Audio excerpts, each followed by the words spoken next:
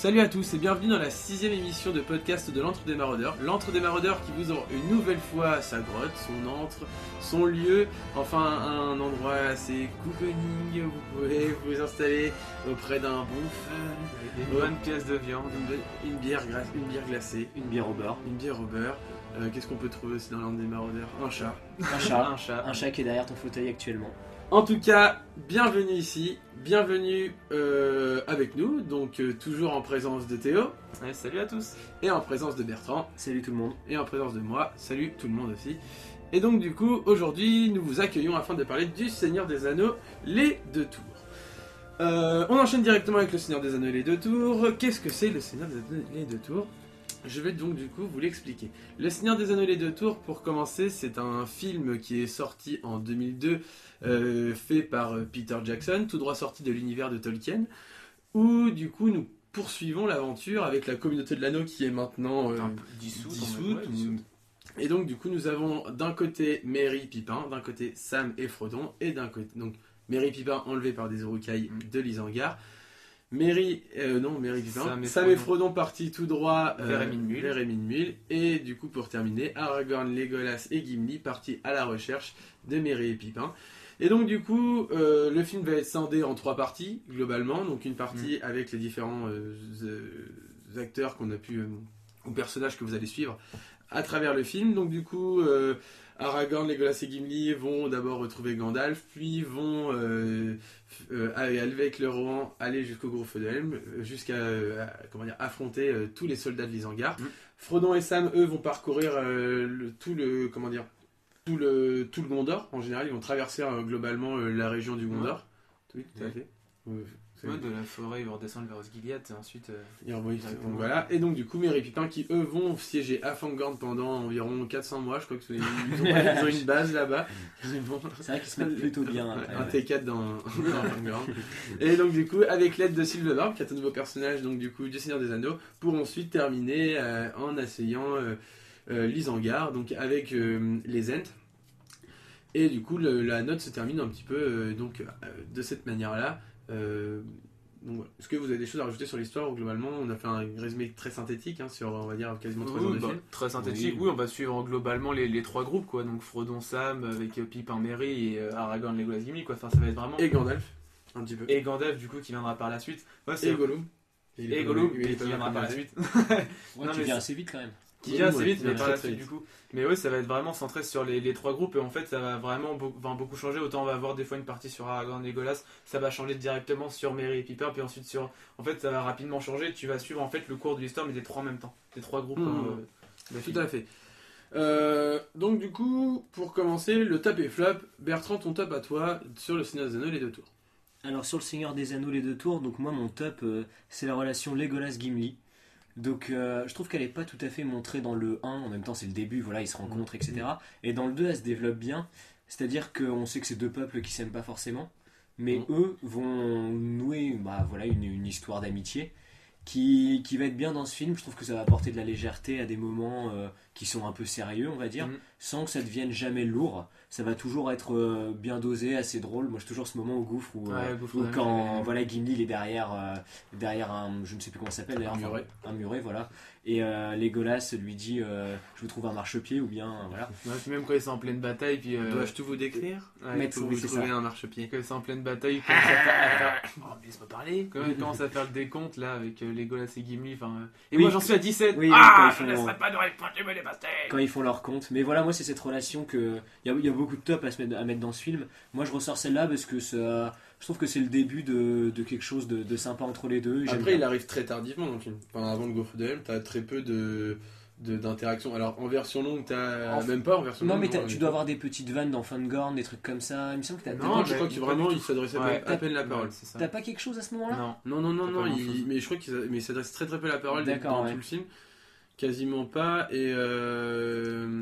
Et non, en vrai, il y a moi, en très tout peu cas, de choses. c'était plus la naissance de cette amitié-là. On va, oui, c'est vrai, plus voir dans le 3 peut-être, mais en tout cas, la naissance de cette relation qu'il y a. Bon, évidemment, moi, je retiens la scène qu'on a citée et le décompte au gouffre de Helm, avec la scène à la fin, voilà. Mais voilà, moi, c'est mon top. Il y en a plein, je veux dire, de toute façon, vous allez les dire. Mais voilà, moi, j'ai beaucoup aimé ça dans le film. Ok. Théo? Moi, mon top, en fait, j'étais mauvaise langue avec lui dans Le Seigneur des Anneaux 1. Et je le mets en top dans ce podcast parce que, enfin, il est stylé. Et franchement, c'est sur une action qu'il a fait, c'est Pipin. Pipin, parce que quand ils sont à Fangorn, Silver Barb leur dit retournez chez vous, votre action dans la Terre du Milieu est terminée, enfin vous n'avez plus rien à faire entre guillemets. Et du coup en fait Silver Barb redescend pour les amener, et donc ils vont vers le sud. Et là Pipin, d'un coup de génie, non ce serait mieux d'aller au nord. Ouais. Et en fait de cette action là, en fait il entraîne directement. Si je peux me permettre, c'est l'inverse. Ils vont vers le sud parce que Silver, il a toujours aimé aller au Oui, sud parce que ça descend. il Ouais. a Il a l'impression l'impression de de descendre. descendre. Et c'est sur ça en fait, il emmène directement, enfin inconsciemment je ne sais pas, mais il emmène et il engraine directement les Ents dans la bataille contre l'Isengard. Et je pense que la tournure du film aurait été différente si les Ents n'avaient pas pris part à la bataille en détruisant l'Isengard. Donc moi je le mets en top et je pense que c'est plutôt justifié pour ça. Oui, pourquoi Oui, pas, moi, je pourquoi pas. Ouais. partageais plus. De là, le mettre top, je sais pas. Après, j'ai pas d'avis en fait sur ce Si, bah, Pipin. c'est vrai que, enfin, moi j'avais un petit peu, pourtant je voyais exactement la scène, mais j'avais un peu zappé que c'était Pipin à ce moment-là qui faisait que, mais c'est vrai que c'est un bon déclencheur. Oui, pourquoi pas, ouais. Après, ce qui fait réellement le déclencheur, c'est plus Saruman en fait. Inconsciemment, Pipin veut y aller et dit on y va, on va voir ce qui se passe parce que de toute façon, bon, Ouais, voilà, c'est quand il voit que c'est son tout- côté Touk en Ouais. fait, aventurier. Et c'est qui quand va faire un Silver duel. Barb voit qu'il y a eu un Ouais, bah, déracinage ouais, c'est ça. total. Qu'ils ont commencé à enlever des arbres de Fangorn qui, voilà, il appelle tous les Ents. Je ne les ai connus qu'à l'état de gland. Exactement. Qui avait leur voix propre. Donc du coup, oui, pourquoi pas. Ok. Donc pour toi, Pipin. Ben, pour moi, j'ai à peu près tout fait. J'avais fait Aragorn dans la communauté de l'anneau. Et je m'étais dit, je vais faire le Rohan. Et au final, du coup, je vais faire le Rohan, mais par un personnage. Et je ne pouvais absolument pas parler du Seigneur des Anneaux et des Deux Tours sans Théoden. Je le mets dans mon top, tout simplement parce que c'est un personnage que j'adore vraiment beaucoup. On pourrait très bien aussi en parler dans le Retour du Roi, mais je le mets là parce que c'est un peu pour moi le premier coup de projecteur sur déjà les hommes, la race des hommes, vraiment au sens large, bien qu'on voit un petit peu aussi le Gondor. Mais Théoden, je le trouve vraiment, dès le départ, bon, il est sous l'emprise de Saruman, et d'un coup d'un seul, alors grâce à Gandalf, il ressort, et là, il prend une dimension énorme dans le film. Et alors, ce qui est marrant, pour l'anecdote, c'est que, bon, plus jeune, quand je regardais, eh bien, Théoden, c'était un personnage que j'affectionnais pas spécialement. J'avais des difficultés avec lui. Moi non plus. Et j'étais en mode genre, ouais, bon, bah, Théoden, au final, même très vite, on pas le détester, mais on se pose des questions sur lui, de qui il est, pourquoi, etc. Est-ce qu'il a le rôle de leader, est-ce que voilà, et puis il est très vite mis dans l'ombre d'Aragorn parce qu'Aragorn il est plus chevaleresque, il est vraiment Il a plus de charisme. oui voilà, Ouais. donc il mène aussi le gouffre de Helm, enfin voilà, et donc du coup on se dit mais qui est Théoden, et en fait quand on prend un petit peu de temps sur Théoden, on se rend compte que en fait le gars, cet épisode là sur lui c'est que de la douleur. Ouais. Déjà il sort, il se rend compte qu'il a été dupé par Grima Langue de Serpent Saruman via Grima Langue de Serpent. Donc du coup il revient dans tout ça, il fait oh putain. Il se retrouve direct, quand il reprend la raison, il se rend compte que son seul fils héritier du Rohan, Théodred, est mort. Donc un peu parce qu'il n'a pas su agir. Que en plus il est tiraillé, il sait qu'il va se faire attaquer d'un moment à l'autre par l'Isengard. Enfin il est très vite en danger, donc du coup il s'en va très vite au gouffre de Helm. Il a de très grosses pertes déjà sur le chemin via l'attaque des Wargs. Ensuite il est paumé en fait. Il est en mode genre complètement, ouais. il est à bout de bras, il est épuisé, sans Aragorn, sans Gandalf et enfin tous ceux qui... Et Homer, du coup c'est R qui remonte dans les livres, mais dans le film c'est Homer. Sans tout ça, il n'aurait pas pu y arriver. Mais moi j'ai vraiment adoré, et quand je le revois, j'adore Théoden vraiment pour tout ce qu'il fait. Il a un amour pour le roi, pour moi je trouve que c'est un très beau roi. Mais pas comme Aragorn, c'est pas, tu vois, il a pas tout avec lui, mais lui il fait avec ce qu'il a. Tant pis quand il y va avec ses armes, et tu sens que le moment où le roi, il c'est un peu branlant. Alors ils ont une grosse force de frappe avec énormément de chevaux, mais ils sont dispatchés à travers tout le rang, donc le temps de les appeler c'est compliqué. Alors après on peut se poser la question de pourquoi il a pas tous après lui, parce qu'après tout c'est le roi, donc bon. Mais voilà, je trouve que c'est quand même quelqu'un, et même à la fin, quand Aragorn lui dit allez allons tirer l'épée ensemble dans Fort le corps, etc. Enfin, on y va. Enfin, ce moment-là, il est juste magnifique. Et Homer qui arrive, c'est vraiment super beau. Et je trouve que Théoden est un magnifique roi, et il ferait tout son possible pour que l'histoire se souvienne de ces choses-là. Il le dit, je ferai tout ce qui est en mon pouvoir pour que ça reste gravé dans les mémoires. Et là, c'est beau. Et moi, enfin, et du coup, je trouve que Théoden, bah, ouais, ok, c'est pas le mec qu'on a envie d'être, ou c'est pas le mec pour qui on a des gros yeux et on fait, c'est magnifique, mais c'est un mec, enfin, un personnage pour qui j'ai énormément d'admiration pour ce qu'il est, pour ce qu'il pense, et que il donne sa vie. Il donne sa vie clairement pour le monde des hommes, il donne sa vie pour le rohan, et il serait prêt à le donner. Donc, bah, bravo à Théoden. Moi, je sais pas, moi je vois ce que tu veux dire. Ouais, c'est un mec qui a un bon fond. Enfin, je veux dire, c'est indéniable. Théoden, c'est un gentil qui fait avec ce qu'il a, tout ce que tu veux. Après, moi, avant la bataille dans le 3, les batailles des champs de Pelennor, Ouais. j'ai du mal à l'apprécier parce que, bon, on le découvre. Déjà, il est pris par Saruman et tout. Et il est dans le mal. Et donc, bon, bah là, voilà, il est sous l'emprise, etc. Il a l'air faible. Enfin, il donne l'image d'un roi faible. Bah, il est faible à ce Non mais moment-là. oui voilà il est faible c'est ça. Et donc bon voilà après il est libéré. Donc là tu fais d'accord, on découvre le vrai Théoden qui a évidemment un peu plus d'allure. Mais pourtant l'une de ses premières décisions c'est d'aller se cacher. Bon déjà moi bon, ça me plaît pas des masses mais c'est l'histoire et voilà. Et il le fait parce qu'il pense qu'il n'y a pas meilleure solution. C'est Bah, pour ça à ce moment-là, non. non mais voilà. Mais c'est je crois alors je sais plus s'il y en a qui lui dit vas-y bah toi ou quoi. Si, Lui- et Gandalf lui dit attaquez-le de front. Ouais voilà c'est ça. C'est ça. Et donc lui mais c'est encore une fois c'est pour ça qu'on voit qu'il a un bon fond. Il pense que pour son peuple, c'est mieux d'aller faire ça. Mais voilà, on passe du roi qui est dominé, possédé par Saruman, au roi qui veut se cacher. Donc là, déjà, ça ne me Ouais. plaît pas des masses. Après, on arrive au gouffre de Helm, où là, il tient tête à Aragorn, où il fait un petit peu. Enfin, tu sais, où ils ont leur discussion, Ouais. etc. Où je sais pas, tu sens qu'il a de la rancœur et tout. Enfin, on te le présente pas encore sous un jour sympathique. Ouais, Et même la toute fin, qui est une belle scène, là encore, moi je trouve qu'il se plante complètement quand il dit pour la gloire et je ne sais quoi. pour la Alors mort que. et la gloire. La mort et la Pour le gloire. rohan. Alors que Aragorn dit mais non, c'est pour ton peuple. Et là encore, je Non, trouve mais qu'il- il renchérit dessus. non mais, bien sûr qu'il va vois, pour non lui. mais tu vois, je trouve qu'il est un peu à côté de la plaque tout le long. Et avant qu'il réponde au signal du Gondor dans le 3, et bah moi je le trouve un peu à côté de ses Ah. pompes, tu vois. Après, alors je vois ce que tu veux dire, mais moi, après, il y a. Même s'il a toujours un bon fond, hein, y a Oui, pas de souci. mais il y a, enfin voilà, tu peux pas prendre tous ces éléments-là, comme tu dis, évidemment. Ce problème, c'est que, comme je dis, il a de lourdes pertes, et à ce moment-là, alors on peut se dire pourquoi il a pas du monde avec lui, pourquoi il prend pas, quand tu vois, imagine, il prend ne serait-ce que tous les Rohirrim qu'il a pour la bataille du champ de Pelennor dans le 3, tu te dis, là, il y a match vraiment avec tous les Uruk-hai qui sont là. Sur un terrain bien dégagé, il y a peut-être moyen de faire une belle bataille. Mm. Le problème, c'est que le temps de. Enfin, il faut qu'il envoie des émissaires à gauche à droite, il faut que tout le monde puisse venir, il faut que ça réponde très rapidement. On sait que ça met pas 2 minutes non plus à s'armer, à partir tout droit vers le gouffre, donc, ou au château d'Andúril, donc à Edoras. Clairement, il a pas le temps, et là, il a un vrai dilemme en fait devant lui. Il fait, Ouais, et j'ai des enfants, des femmes et des hommes à protéger, j'ai mon peuple. Sachant que mon peuple est décimé parce que ouais, mais- ils sont attaqués de partout en non fait. mais c'est ça, mais tu vois moi Théoden il m'envoie toujours cette image en fait de son peuple, c'est-à-dire que pour moi son peuple est à son image, c'est-à-dire un petit peu faible, dominé, pris de court, tu vois. Ouais, mais parce qu'il a en fait, et c'est ça que moi je trouve qu'on est peut-être, enfin, on le met en avant d'une certaine manière, mais dans le film notamment, on voit que l'Isengard prend de plus en plus le pas sur, sur Ouais. toutes les terres du Rang. Le seul truc, c'est que on voit pas assez les méfaits de Grimm à langue de serpent.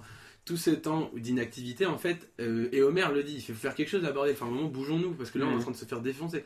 Et du coup, bah, on voit qu'il est sous l'emprise de Saruman, et malheureusement, eh bien, il peut pas, enfin, vu qu'il peut pas agir parce que bah, c'est pas lui, Mm. et ben il est bloqué. Et en fait, bah, au moment où on lui demande d'agir, il est peut-être il est déjà trop tard et il fait c'est quoi mon plan B, quoi, ma solution de secours en fait. Et du coup, il agit comme ça. Alors, et je te dis, le problème c'est qu'on met Aragorn vraiment devant tout le monde, etc. Alors oui, il a un Ouais, c'est un en élément. plus à côté d'Aragorn c'est sûr qu'il fait Oui, un peu moins. c'est difficile, mais ce que je veux dire, c'est qu'Aragorn, c'est déjà un seigneur à lui tout seul. Enfin, je veux dire, tu pourrais le mettre dans un sac poubelle, tout le monde fera voir, il est magnifique. Ouais.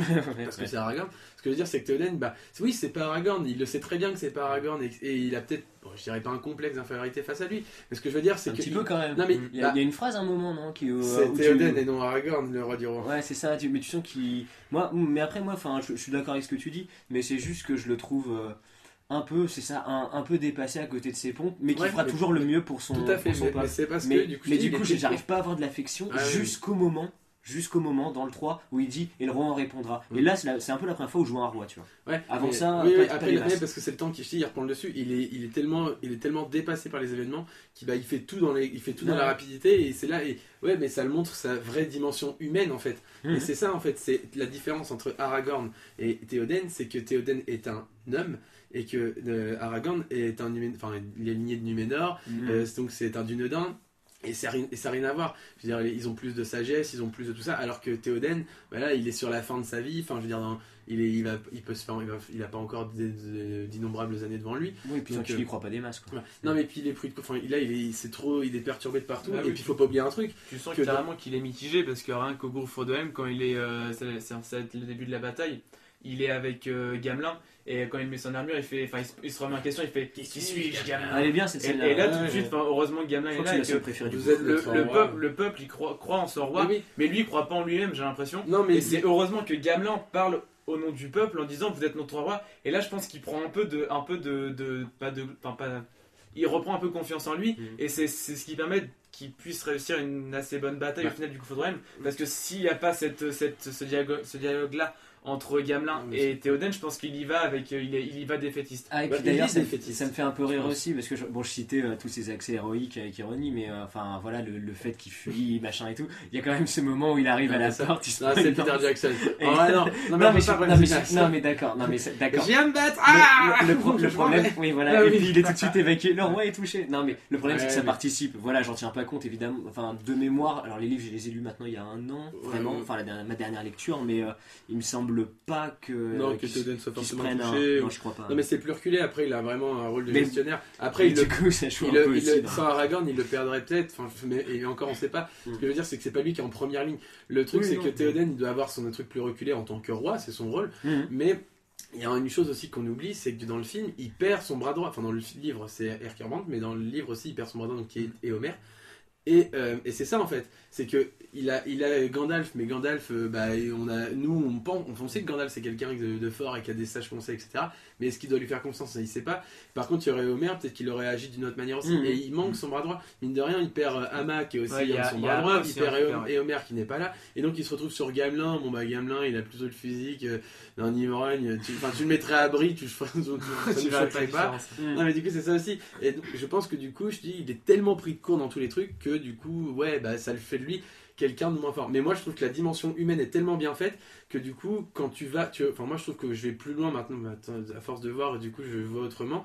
Et pour ça que je t'ai dit, comme je disais, dès le départ, je suis d'accord avec toi. Je disais putain, mais Théoden, merde, bouge-toi. Mhm. Et au final, du coup, quand tu prends le truc, tu fais ah, mais en fait, non, enfin, en fait, Non, mais. je le vois d'une autre manière. Et après, comme je te dis, je m'arrête pas non plus à ça. Ouais. Quand je le vois après dans le 3, je le trouve tellement magique. Mmh. Ouais, dans le 3, ouais. Après, voilà, c'est bon, c'est pas pour faire son procès parce que je l'aime bien aussi et tout. Enfin, je l'aime bien. Ça, voilà, tu peux pas. Mais tu le détestes pas. Non, voilà, je déteste pas, mais pour moi, ça doit pas être l'image du roi, voilà. Après. Ouais, puis même, de toute façon, enfin, vous avez dit, il fait avec ce qu'il a.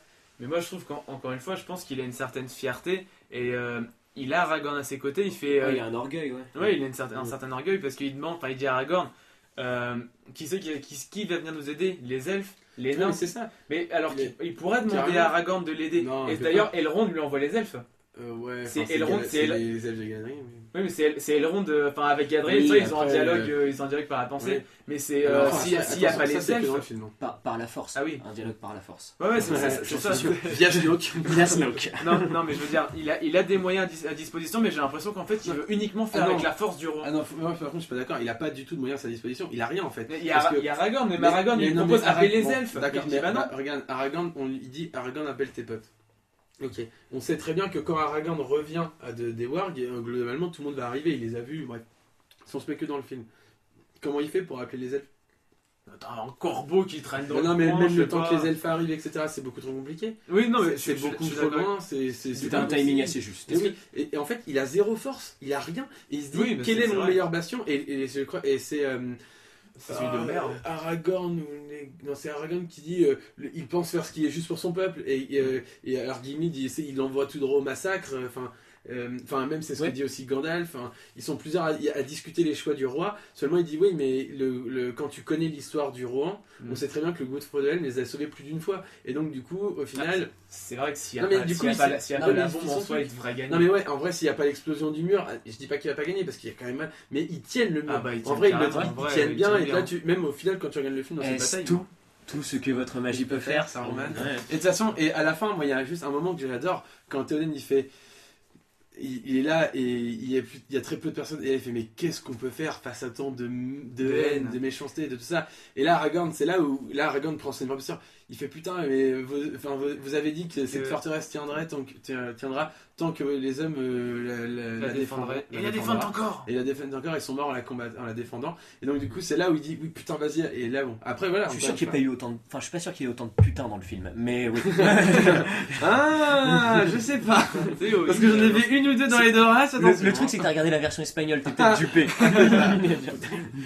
Non, bref. Enfin en tout cas voilà, moi j'adore Théoden, mais pour l'ensemble de Théoden, et je ne pouvais pas citer quelqu'un d'autre parce que pour moi c'est l'épisode du Rohan, donc il fallait que je mette quelqu'un. Vos flops à vous de ce film? Alors moi mon flop c'est tous les passages en fait, enfin tous les passages, j'exagère un peu mais c'est la plupart des passages on va dire avec Merry et Pipin qui sont avec les Ents. Alors plus au moment de la bataille qu'avant, c'est-à-dire que sur le premier visionnage, donc là ça remonte à une dizaine d'années maintenant, mais tu le ressens pas forcément, mais en fait quand tu commences à connaître le film, enfin voilà, plus ces passages-là arrivent et moins je les attends et plus ils m'embêtent, puisque en fait ça coupe le rythme. Ouais. Alors c'est pour bien montrer que les Ents ils sont à contre-courant de tout le monde et qu'il faut un déclic pour qu'ils y aillent, mais il n'empêche que dans le film, bah, t'as vraiment un rythme qui se coupe. Et le moment, moi je crois que c'est le plus terrible, c'est quand Sylvebarbe il dit non là on vient juste de se dire bonjour, j'attends qu'ils me disent ça va. Enfin, tu vois, la bataille, ils viennent de commencer, ça coupe direct. Et là tu te dis oh là là. Et bon c'est vrai que moi c'est mon flop. Alors après c'est un flop, je vais pas dire forcé, mais il fallait dégager quand même. Bon bah top et flop, faut dégager un truc que t'aimes pas trop. Et ça c'est ce que j'aime pas trop dans ce film. Bah autant je suis d'accord avec toi parce que c'est vrai que ça coupe un gros moment. Mais il y a une scène avec Merry et Pipin, en fait ça fait une bonne continuité parce que tu vois les Ents qui vont directement sur Isengard pour l'attaquer. Et en fait, t'as la bataille où ça commence à être le jour, je suis pas sûr. Et en fait, t'as la bataille du gouffre d'Helm et t'enchaînes direct sur la bataille entre les Ents et Isengard. Et je trouve que tu prends direct de claque parce que t'es en plein dans le gouffre de Helm. Et de l'autre côté, tu vois le début de la bataille d'Isengard. Et du coup, en fait, donc tu termines un peu une grosse bataille pour en commencer une autre. Dans mes souvenirs, moi, ça se passait un peu en même temps. Non, justement, c'est décalé. C'est juste que c'était au moment où ils font victoire, tu vois aussi l'Isengard qui a inondé, etc. Non, mais je crois qu'à ce moment-là, victoire annule la victoire. Et à ce moment-là, je crois, enfin, il me semble de mémoire. Moi, je vois Frodon qui parle en off et puis. Non, mais oui, mais parce qu'en fait, t'as deux fois ça. En fait, t'en as un moment où, quand la bataille du gouffre s'arrête. C'est Sam d'ailleurs qui parle en off, mais je sais plus. Mais quand t'as la bataille qui se termine, qui va se terminer, et bien là tu t'enchaînes sur Sylvebarbe qui attaque vraiment l'Isengard en mode genre ça y est on les défonce, qui va très vite. Mais ouais, moi je suis d'accord. Après je sais pas si, alors pour rejoindre ton flop, parce que moi c'était plus ou moins le mien donc j'en ai improvisé un vrai. D'accord. Mais du coup moi c'était pareil mais un peu avec Frodon et Sam, où je trouve que en fait, et du coup si je dois l'élargir c'est plus sur le rythme en fait de ce film. Où autant je trouve que, et ça depuis tout petit, je me souviens, enfin depuis tout petit, depuis donc 2002, je me suis toujours dit ça. Autant dès que tu me mettais Aragorn, Gimli, Legolas dans le coin, je faisais oh ouais, j'étais tellement heureux. Et dès que je repassais sur du Frodon, enfin sur un Hobbit, je faisais putain. Et c'est dur, c'est lent. Alors encore une fois, je sais, voilà, à force de les voir, comme je disais, ta vision des choses évolue. Et donc tu sens que, parce que c'est pour montrer la difficulté du voyage, que c'est pas tout repos, que du coup ça met du temps. C'est un peu la quête principale aussi. Non, ouais, mais je veux dire, non mais ça, tu mets du temps, etc. Oui, c'est pour faire comprendre que c'est compliqué, évidemment. Mais le rythme, mais à un moment tu le film en souffre un peu. Moi je trouve que du coup, et tu le vois même beaucoup dans le 2 et le 3, autant dans le 1 tu t'en souffres pas de ça. Le rythme il est très bien rythmé, et le film est très bien rythmé. Et donc du coup, ça va.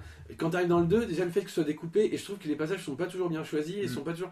Alors j'adore ce film, ça n'empêche pas, je reviens même pas là-dessus, mais je le dis pour pas croire que je l'aime pas. Mais autant je l'adore, mais autant je trouve qu'on souffre d'une sorte de mouche, tu sais, d'un truc soporifique. Non, mais il y a des petits faux rythmes dus au passé. Et même le nombre de fois, quand des fois tu reviens à Osgiliath avec Frodon, toi tu fais. Ouais, exact. Et là c'est là en mode genre, bon bah voilà. Et tu repars, tu sais, t'es en mode excité, tu fais. Et puis à un moment, quand tu repasses sur Frodon, tu fais, mais merde, et tu te rendors. Et ça c'est dommage. Ouais, non, c'est clair. Je pense que, je sais pas, qu'ils le fassent, oui, ils sont obligés de le faire, mais je sais pas, qu'ils trouvent peut-être une autre façon de rythmer la chose. Ou si je me souviens bien, dans le livre, c'est découpé en plusieurs parties, c'est-à-dire que je sais plus si c'est entrecoupé comme dans les films où t'as Alors- si t'as des scènes en parallèle ou si c'est juste Non. l'histoire d'Aragorn, Gimli, Un Legolas chapitre, et un ensuite. chapitre égale les persos. en Parce fait. que c'est en 2 parties le livre, si je me souviens bien, non Il y a pas ça Ah bah après ça dépend des Des éditions des éditions, ouais. Ah, Moi je sais d'accord. que le premier que j'ai c'est Non. un sur Merry, un sur Merry et Pipin, un sur Frodon et Sam, un sur. Je me souviens plus J'ai- jeune quand je les j'ai lisais, le je doute, comprenais pas toujours. J'ai le doute s'il n'y a pas une espèce de partie 1, partie 2 où tu suis d'un côté, on va dire, l'histoire de Hobbit et d'un autre Mais côté maintenant l'histoire. tu l'as dans certains livres, Ouais. j'en ai un où justement t'en as un où c'est que Aragorn, C'est Gimli, ça. Legolas et un autre où t'as Frodon, Sam. Ouais, je crois, moi il me semble avoir lu ça. Ouais. Donc bon. Tu sais quel chapitre il faut sauter quoi. Non mais du coup, Non, voilà, mais du coup, dans le tu livre, vois. c'est moins embêtant à suivre Oui. parce qu'en fait, tu suis 2 histoires mais bien, voilà, Ouais, bien, très distinctes. voilà, exactement. Et du coup ça t'évite de chevaucher sur le. Mm. Très bien. Ton flop Théo. Moi, c'est pas forcément un événement, c'est plus un comportement. C'est le comportement de Sam envers Gollum. Je le déteste, ça m'énerve. Enfin, je veux dire, genre Gollum, tu sais, t'as Gollum et Sméagol, enfin, t'as le côté méchant et le côté gentil. À chaque fois, Gollum, il se bat un peu contre lui-même, et au bout d'un moment, il arrive à le chasser. Et genre, il lui ramène, enfin, dès qu'il le chasse, il lui ramène des lapins, enfin, je veux dire. Et tu sens que Gollum, il veut être gentil avec Frodon. Et à chaque fois, t'as Sam qui lui remet souvent une grosse tarte dans la figure en disant non, enfin, c'est pas comme ça qu'on les cuisine. Non, enfin, Ouais. il lui balance toujours un truc cinglant au visage alors qu'il essaie d'être gentil. Et moi, je trouve que si Sam s'était comporté autrement, il n'y aurait pas le mauvais de Sméagol qui serait revenu. Alors, je pense qu'il serait après, revenu quoi qu'il arrive. il à serait, cause il des serait dates, revenu, mais- il serait revenu, mais est-ce que ce serait autant? Parce que je sais que c'est Frodon qui il a trahi Sméagol en disant venez, écoutez Oui. les maîtres, et du coup il s'est fait capturer. Mais Frodon en soi il voulait pas vraiment que Sméagol il fasse capturer. Mhm. Mais pour moi c'est vraiment le comportement de Sam qui fait que Gollum il est redevenu comme il était. Parce que pour moi il était très bien, il avait réussi, enfin, quand même ça Oui, c'est à prendre le dessus, un truc de ouf à prendre le dessus sur lui-même comment dire, en envoyant valser sa part de lui, sa part maléfique. Et franchement un travail admirable d'ailleurs psychologique. Mais franchement Sam il l'enfonce beaucoup plus qu'il le devrait, et franchement si c'était comporté autrement je pense que ça aurait une tournure différente. Ouais, alors moi je suis d'accord, enfin, je vois ce que tu veux dire, mais je suis pas d'accord dans le sens où en fait Sam ne peut pas agir autrement. Il peut pas lui faire confiance. Si tout le monde fait confiance à Gollum, à tout moment, enfin il le sait, à la base Gollum quand il les voit, il essaie veut les tuer. Oui, mais c'est Non sûr. mais il veut les tuer. Oui. Enfin, je veux dire, il a deux doigts de tuer Sam justement, donc Mm. c'est ça aussi. Et en fait la seule différence, et c'est là où moi je pense qu'il faut, enfin moi je trouve pas faire l'amalgame d'une chose, c'est que si Frodon a de l'affection, un semblant d'affection ou qui arrive à avoir de la pitié pour Gollum, c'est uniquement pourquoi parce que il sait qu'il a porté l'anneau et il sait que c'est difficile et il sait ce qu'il a pu endurer, etc. Ou il l'imagine. Donc c'est ce qui fait que du coup Frodon arrive à avoir un élan de sympathie pour lui. Mais Sam à tout moment il se dit mais attends lui et moi je trouve que justement Sam est très lucide dans l'ensemble des choses. Il arrive à prendre du recul, à dire non mais attends, il peut nous péter, non mais à tout moment il peut nous voilà. Et puis en final on sait très bien que quand on voit tout ça, que Sam qu'il a raison ou à tort ou quoi que ce soit, avec le temps donnera raison à Sam, et on sait très bien que Gollum avec une envie c'est de récupérer l'anneau. Il est là que pour l'anneau, il ne vit que pour l'anneau, et à aucun moment il veut faire plaisir à Frodon. S'il le fait c'est parce qu'il se dit plus je vais amener Frodon loin, Oui, c'est et sûr. plus je vais avoir une chance de récupérer l'anneau. Si je lui dis bah tu vas là-bas et tu te barres, ça mènera à rien. Alors que s'il reste avec lui, il se dira bah, à un moment je vais pouvoir le choper. Ouais, pour moi, il doit rester. Enfin, ça m'étonne pas qu'il reste méfiant jusqu'au bout, même s'il y a un moment où effectivement Gollum est gentil, on va dire. Et moi, ça me paraît crédible, cohérent que Sam reste méfiant à ce moment-là. Voilà, oui, ça peut irriter peut-être, parce qu'au moment où il redevient gentil, t'as envie d'être gentil avec lui. Oui, c'est ça. Mais ça me paraît normal qu'il reste méfiant quoi qu'il arrive. Ouais, mais je pense qu'il faut être méfiant. Tu peux pas dire. Je suis d'accord qu'il doit rester méfiant parce que il a attaqué Frodon, et Frodon enfin pour Et ils ça attaquent c'est les deux. quelqu'un de, enfin c'est plus qu'un ami, mais le truc c'est que enfin je veux dire t'as un comportement différent entre le Gollum qui a une part maléfique et le Gollum qui l'a enlevé. Enfin, je veux dire, genre, du jour au lendemain, il apporte des lapins, il veut nourrir tout le monde. Enfin, je veux dire, il apporte sa bonne volonté. Et enfin, c'est quand tu vois apporter des lapins, même c'est juste de la nourriture, mais enfin, c'est tellement rare que, enfin, tu dis, enfin, c'est quand même gentil de sa part de ramener ça. Ouais, mais Puis tu lui, le vois, lui, il le voit d'un mauvais œil, Sam. Il Oui, se dit, mais tu vois- il essaie de Ouais, nous c'est acheter, ça. oui, de mais nous je tromper. suis complètement d'accord avec toi. Mais enfin, je veux dire, t'as quand même un comportement différent. Et je trouve que si Sam avait pris, donc tu dis qu'il a du recul, mais s'il a pris encore plus de recul là-dessus, Non, mais s'il prend trop de recul, il tombe. non, mais en se posant les bonnes questions, enfin, je veux Il dire, revient dans la comté. comment ça se fait qu'il soit comme ça maintenant alors qu'avant il était pas du tout comme ça? Enfin, je veux dire, si c'était posé des questions en disant, enfin, peut-être qu'il a eu quelque chose en lui qui a fait que. Et enfin, mais je sais c'est pas, compliqué. en restant sur ses gardes, mais pas forcément en l'insultant, Tu sais, genre en gardant un œil sur lui toujours. Peut-être parce qu'il aurait pu agir d'une quelconque manière, mais toujours en gardant un œil sur lui, mais pas forcément de l'insulter, pas forcément lui balancer tout ce qu'il lui a Ouais, mais dit. parce que c'est un hobbit. C'est ça, c'est aussi. C'est ça, tu dois garder cette dimension de Oui, hobbit. ouais, c'est un Et le hobbit, hobbit ouais, n'a d'accord. pas ça. Enfin, n'a pas. Lui, c'est un élément, comment dire, enfin, c'est l'élément perturbateur de son binôme avec, ou de son couple, comme tu veux, avec ça, avec Frodon. Non, mais c'est vraiment un élément perturbateur. Il n'a aucune confiance en lui et il se dit, ah, qu'est-ce qu'il va m'apporter s'il les emmène en Mordor, si tout ça, s'il est là pour ça. Et il en a déjà entendu parler. Enfin, on se Oui. dire ça. Il sait qui est Gollum, on sait qu'il est pas là pour le bien, on sait qu'il a un attrait pour l'anneau, on sait que. Et Frodon, Sam, il se dit, moins il y a de gens, mieux c'est, parce que Oui, du mais coup, je suis ça va. d'accord Mais avec il toi, sait très bien que Gollum, à un moment donné, il attend que ça, l'opportunité pour. Imagine si il tombe sur Gollum en train de souffrir et qu'il le sauve, etc. Là, ils auraient pu dire, ouais, bon bah ok, à la limite, enfin, on te fait confiance. Là, le problème, c'est qu'il arrive tout de suite, il veut les buter. Donc, c'est qu'à un moment donné aussi, Sam, il doit avoir ce truc disant, et il est là pour protéger Frodon, Sam. Et donc, il joue son rôle. Oui. C'est bon? C'est Et bon. donc du coup mon flop à moi, alors du coup flop improvisé, je trouve, et on en avait déjà parlé je crois il y a quelques temps, c'est que la bataille du gouffre de Helm en général manque d'une chose, c'est d'un leader ou Du côté des méchants. du côté ouais, du côté du mal. Ouais. Tout à fait, ouais. En fait, alors après de là à... Enfin je veux dire, le problème c'est que je trouve qu'on voit vraiment beaucoup le Rohan ou les elfes. Donc on les met beaucoup en avant, voilà, donc ils combattent, mais on voit juste des grosses masses de hordes d'Urukai, je dis pas, mais ils auraient pu nous improviser, genre, Un urs. alors c'est moche de dire ça parce que dès qu'ils inventent quelqu'un, je suis les premiers à leur tomber dessus en disant c'est pas normal, mais pourquoi pas, ouais, peut-être un faux urs, ils le font très bien avec... Sans même donner un nom, mais tu vois quelqu'un, qui est plus tu fort. vois que c'est un leader, tu vois que c'est un capitaine, Ouais, le limite mec que qui ce soit à est le dire sur la qu'il tue avant de se faire tuer, je Ouais, sais c'est pas, ça. mais Et qu'il y ait ouais. quelque chose, et c'est dommage que, bon après ça aurait pas non plus changé le film, mais je trouve ça dommage, c'est qu'on donne pas assez d'importance, enfin on utilise trop, comment dire, ils sont trop peu insignifiants je trouve dans cette bataille au Ouais, final, les ouais, Uruk-hai. ouais. C'est juste des Uruk qui arrivent Mm. et qui sont butés ou À qui part- en butent, c'est mais ça, c'est à des vagues part, en fait. C'est... À part le passage du berserker, quoi. Ouais, et Ouais, encore il y c'est en a ça. plein des comme ça, bien comme lui, donc au final, je dirais, il y en a un qui arrive, qui pète un peu tout le monde, ils se font péter, on sait qu'il y a ça Mm. dans la... Non, dans mais toute la... ouais. Dans le bestiaire. Ouais. mais je trouve j'aurais trouvé ça bien de mettre une figure un peu plus emblématique. Ouais, ouais, non, Après, ouais, ouais. en soi, le leader des Urukai, ça reste Saruman. Je pense qu'il veut pas qu'il y ait deux dessus. Il veut que ce soit lui qui ait entièrement prise sur ses Urukai. Enfin, Non, sur mais ses comme, Urukai. comme mais il a comme- fait avec l'Urs, tu l'Urs- vois. Oui, au mais final, l'Urs, tu- est-ce que c'est pas un échec? Parce que bah, l'Urs non. il s'est fait déglinguer par Aragorn et il s'est dit peut-être que ça sert à rien d'avoir un leader parce que dans tous les cas ils sont peut-être pas forcément guidés, ils y vont par la haine, par Oui. l'envie de tuer. Non, mais après, Et rien que ça devrait suffire. mais Lurtz, tu vois très bien dans le 1, il a une figure emblématique. Après, que t'aimes ou t'aimes pas, moi je sais que c'était mon flop dans le dernier. Eh bien, regardez le Seigneur des Anneaux. Eh bien, du coup, le problème c'est que même si tu le mets en avant, etc., enfin, t'arrives à. Enfin, comment dire. Peter Jackson, il est plus à sa proie au final. Que Haldir se fasse tuer, il se fait jamais tuer au gouffre de Helm. Que des elfes viennent, ils se font jamais tuer au gouffre de Helm. Enfin, il y a plein. Moi, je le mets pas en avant parce que sinon ça nécessiterait un autre sujet de podcast de dire les incohérences du Seigneur des Anneaux en général. Non, mais par rapport au livre-film, quand tu compares, il y a beaucoup d'incohérences. Et on en a parlé, mais. Enfin, on en a parlé récemment. Qu'aujourd'hui, le Seigneur des Anneaux, ça devient un Seigneur des Anneaux film et pas un Seigneur des Anneaux livre. Enfin, je veux dire. Mhm. Et j'ai peur qu'un jour, malheureusement, dans les mémoires des personnes, restera pour la plus, Uniquement le film. ouais, plutôt que plus le- les films que les livres. Mais bref, dans tous les cas, tant qu'il restera des Tolkieniens en vie, il y aura toujours du Tolkien.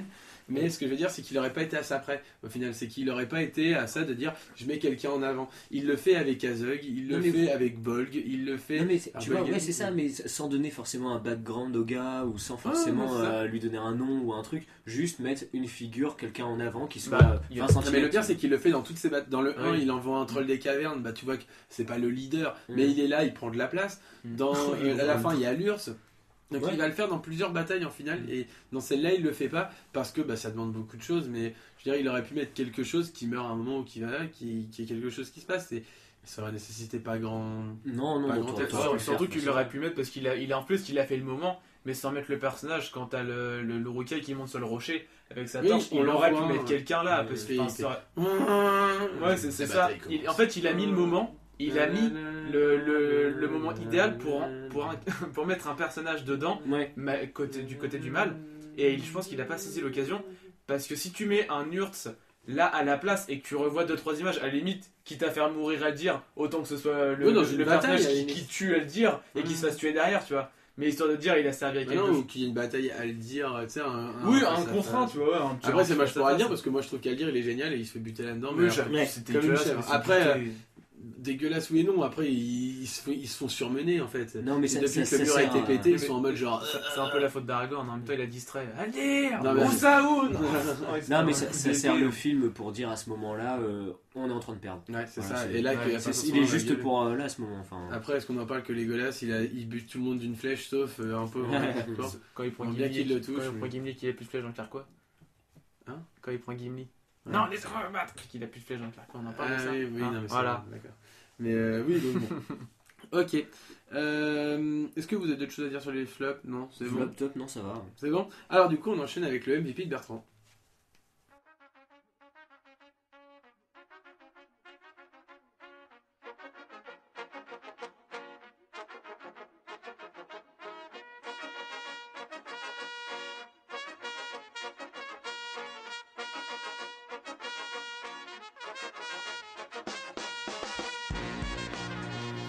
Moi MVP pour ce Seigneur des Anneaux, les 2 tours. Alors j'ai mis Gandalf le Blanc. J'ai mis. Celui-là, je l'ai vu à 15 minutes. C'est vrai Je l'ai vu à Bah, 15 ça- minutes. c'est peut-être parce qu'il est évident, je sais pas. Enfin après tu peux en mettre d'autres, mais moi je mets Gandalf le Blanc en fait pour plusieurs choses. D'abord je trouve que c'est aussi, enfin c'est tout simplement le retour d'un personnage fort. Ouais. C'est-à-dire que bon, dans un moment où on n'est pas au top, t'as le retour de voilà d'une figure emblématique. Donc on apprend qu'il a vaincu le Balrog. Qu'après ça, donc je trouve qu'il revient aussi à un moment où ça donne de l'impulsion au héros, mais aussi une impulsion au film tout court. C'est-à-dire que dans un moment, bon bah Merry et Pipin, tu crois qu'ils ont été lâchés à Saruman à ce moment-là. Mhm. Voilà, donc tu suis leur histoire. Frodon et Sam Gollum, tu suis leur avancée. Mais voilà, il se passe pas non plus masse de choses vraiment à ce moment-là. Et je trouve que le film il est un peu divisé en deux. T'as l'avant et après Gandalf le Blanc. Mhm. Et je trouve qu'il redonne carrément une impulsion au film tout court. Après, il libère Théoden. Mhm. Et ensuite, il va dans le film ramener Éomer pour la victoire finale au gouffre. Et donc pour tout ça, bah, moi c'est Gandalf le Blanc, mon MVP de ce film. Carrément, parce que moi, j'approuve. Rien que quand ils vont dans la forêt de Fangorn, ils ont un peu une sous-quête. Donc c'est de base, Aragorn, Legolas et Gimli, ils ont une quête principale, c'est de retrouver Merry et Pipin. Au final, ils vont accomplir la quête quand ils vont dans Fangorn. Et franchement, après, ils ont réussi la quête, mais ils sont perdus. Ils savent plus quoi faire derrière. Et c'est là où Gandalf il intervient. Il fait, vous avez une nouvelle quête. La quête, c'est d'aller à Edoras. Et là, franchement, je pense qu'il amène quelque chose. Oui, ils jouent Et son rôle. Ouais, et en fait, t'as une route, et dès que Gandalf il arrive, en fait, ça fait barrage, et il l'emmène direct vers autre chose. Et ça, franchement, je trouve que c'est vraiment stylé. C'est qu'il arrive vraiment à un moment où, s'il n'y a pas Gandalf, Aragorn, Legolas et Gimli, ils sont perdus. Parce qu'ils resteront errer dans la forêt de Fangorn, en cherchant Merry et Pipin, puis voilà, quoi. Ça. Et, après, oui, ouais, bon, je veux pas contredire surtout ton MVP parce qu'il il est logique. Après, tu peux tu peux très bien mettre dedans. Même si tu peux mettre Aragorn encore une fois. Enfin, Oui, tu peux le mettre dans les Ouais, trois. Oui, Aragorn, non, c'est- c'est clair. Bah, j'y ai pensé au début à Aragorn, c'est vrai. Mais en fait, là où j'ai plus décidé de mettre Gandalf, c'est que je trouve. Je dis pas qu'il va être plus héroïque que Aragorn ou quoi, mais en fait, je trouve simplement que son retour, c'est vraiment aussi. Ça donne un second souffle au film tout court. Et alors, il fait toutes ses actions héroïques, mais c'est surtout le fait qu'il revienne comme ça. Je trouve que ça fait un twist. Ouais, non, mais carrément. Et ça redonne un petit boost au film. Et c'est pour moi, je trouve qu'il le rend meilleur, quoi. Et improvisation totale, imaginez que Gandalf, donc il les voit beaucoup plus Ils tard. reviennent en Gandalf le bleu. À la table. Non, mais à la table, Brando. Imaginez que Gandalf revienne pas tout de suite. Bon, bref. Et qu'est-ce que vous pensez que Gimli, Legolas et Aragorn se fait? Bah moi ils errent dans la forêt de Fangorn jusqu'à trouver Sylvebarbe. À la limite il a pas vu que Aragorn il est pisteur et qu'une fois arrivé sur la bataille il arrive à revoir les traces de Merry et Pipin. Je suppose qu'il aurait été capable de retracer Sylvebarbe. Étant donné qu'il doit laisser une grosse empreinte, il doit être capable de retrouver Sylvebarbe. Et pour moi il resterait avec Sylvebarbe pour je ne sais quoi en attendant peut-être en même temps que Merry et Pipin pendant qu'il y a la bataille au gouffre de Helm. En attendant avec Merry et Pipin. Oui, non mais Ils sont au chaud dans les oui, et puis pourquoi pas Legolas, il gagne quelques centimètres en buvant l'eau. Gimli peut-être. Ah, Gimli, ce serait pas mal, je pense. Non, je sais pas vraiment ce qu'ils font après. À mon avis, ils galèrent un peu. Je pense qu'ils vont. ils arrivent à sortir de la forêt, tu vois, je pense qu'ils voilà, ils arrivent quand même à faire quelque chose. Après, là où c'est critique, c'est que quand mettons ils arrivent au Rohan, bah là il y a un blocage quoi. Parce que tu sais que eux seuls, s'il n'y a pas Legolas, bah je pense qu'il y a blocage, ils se font virer ou etc. En plus, faut pas, à ce moment-là, faut surtout pas créer un conflit. Déjà que tu es en conflit avec tes réels ennemis, faut pas que tu t'en crées de nouveau avec le Rohan. Je pense que ça aurait pu avancer jusqu'au Rohan, mais après t'as blocage. Ok.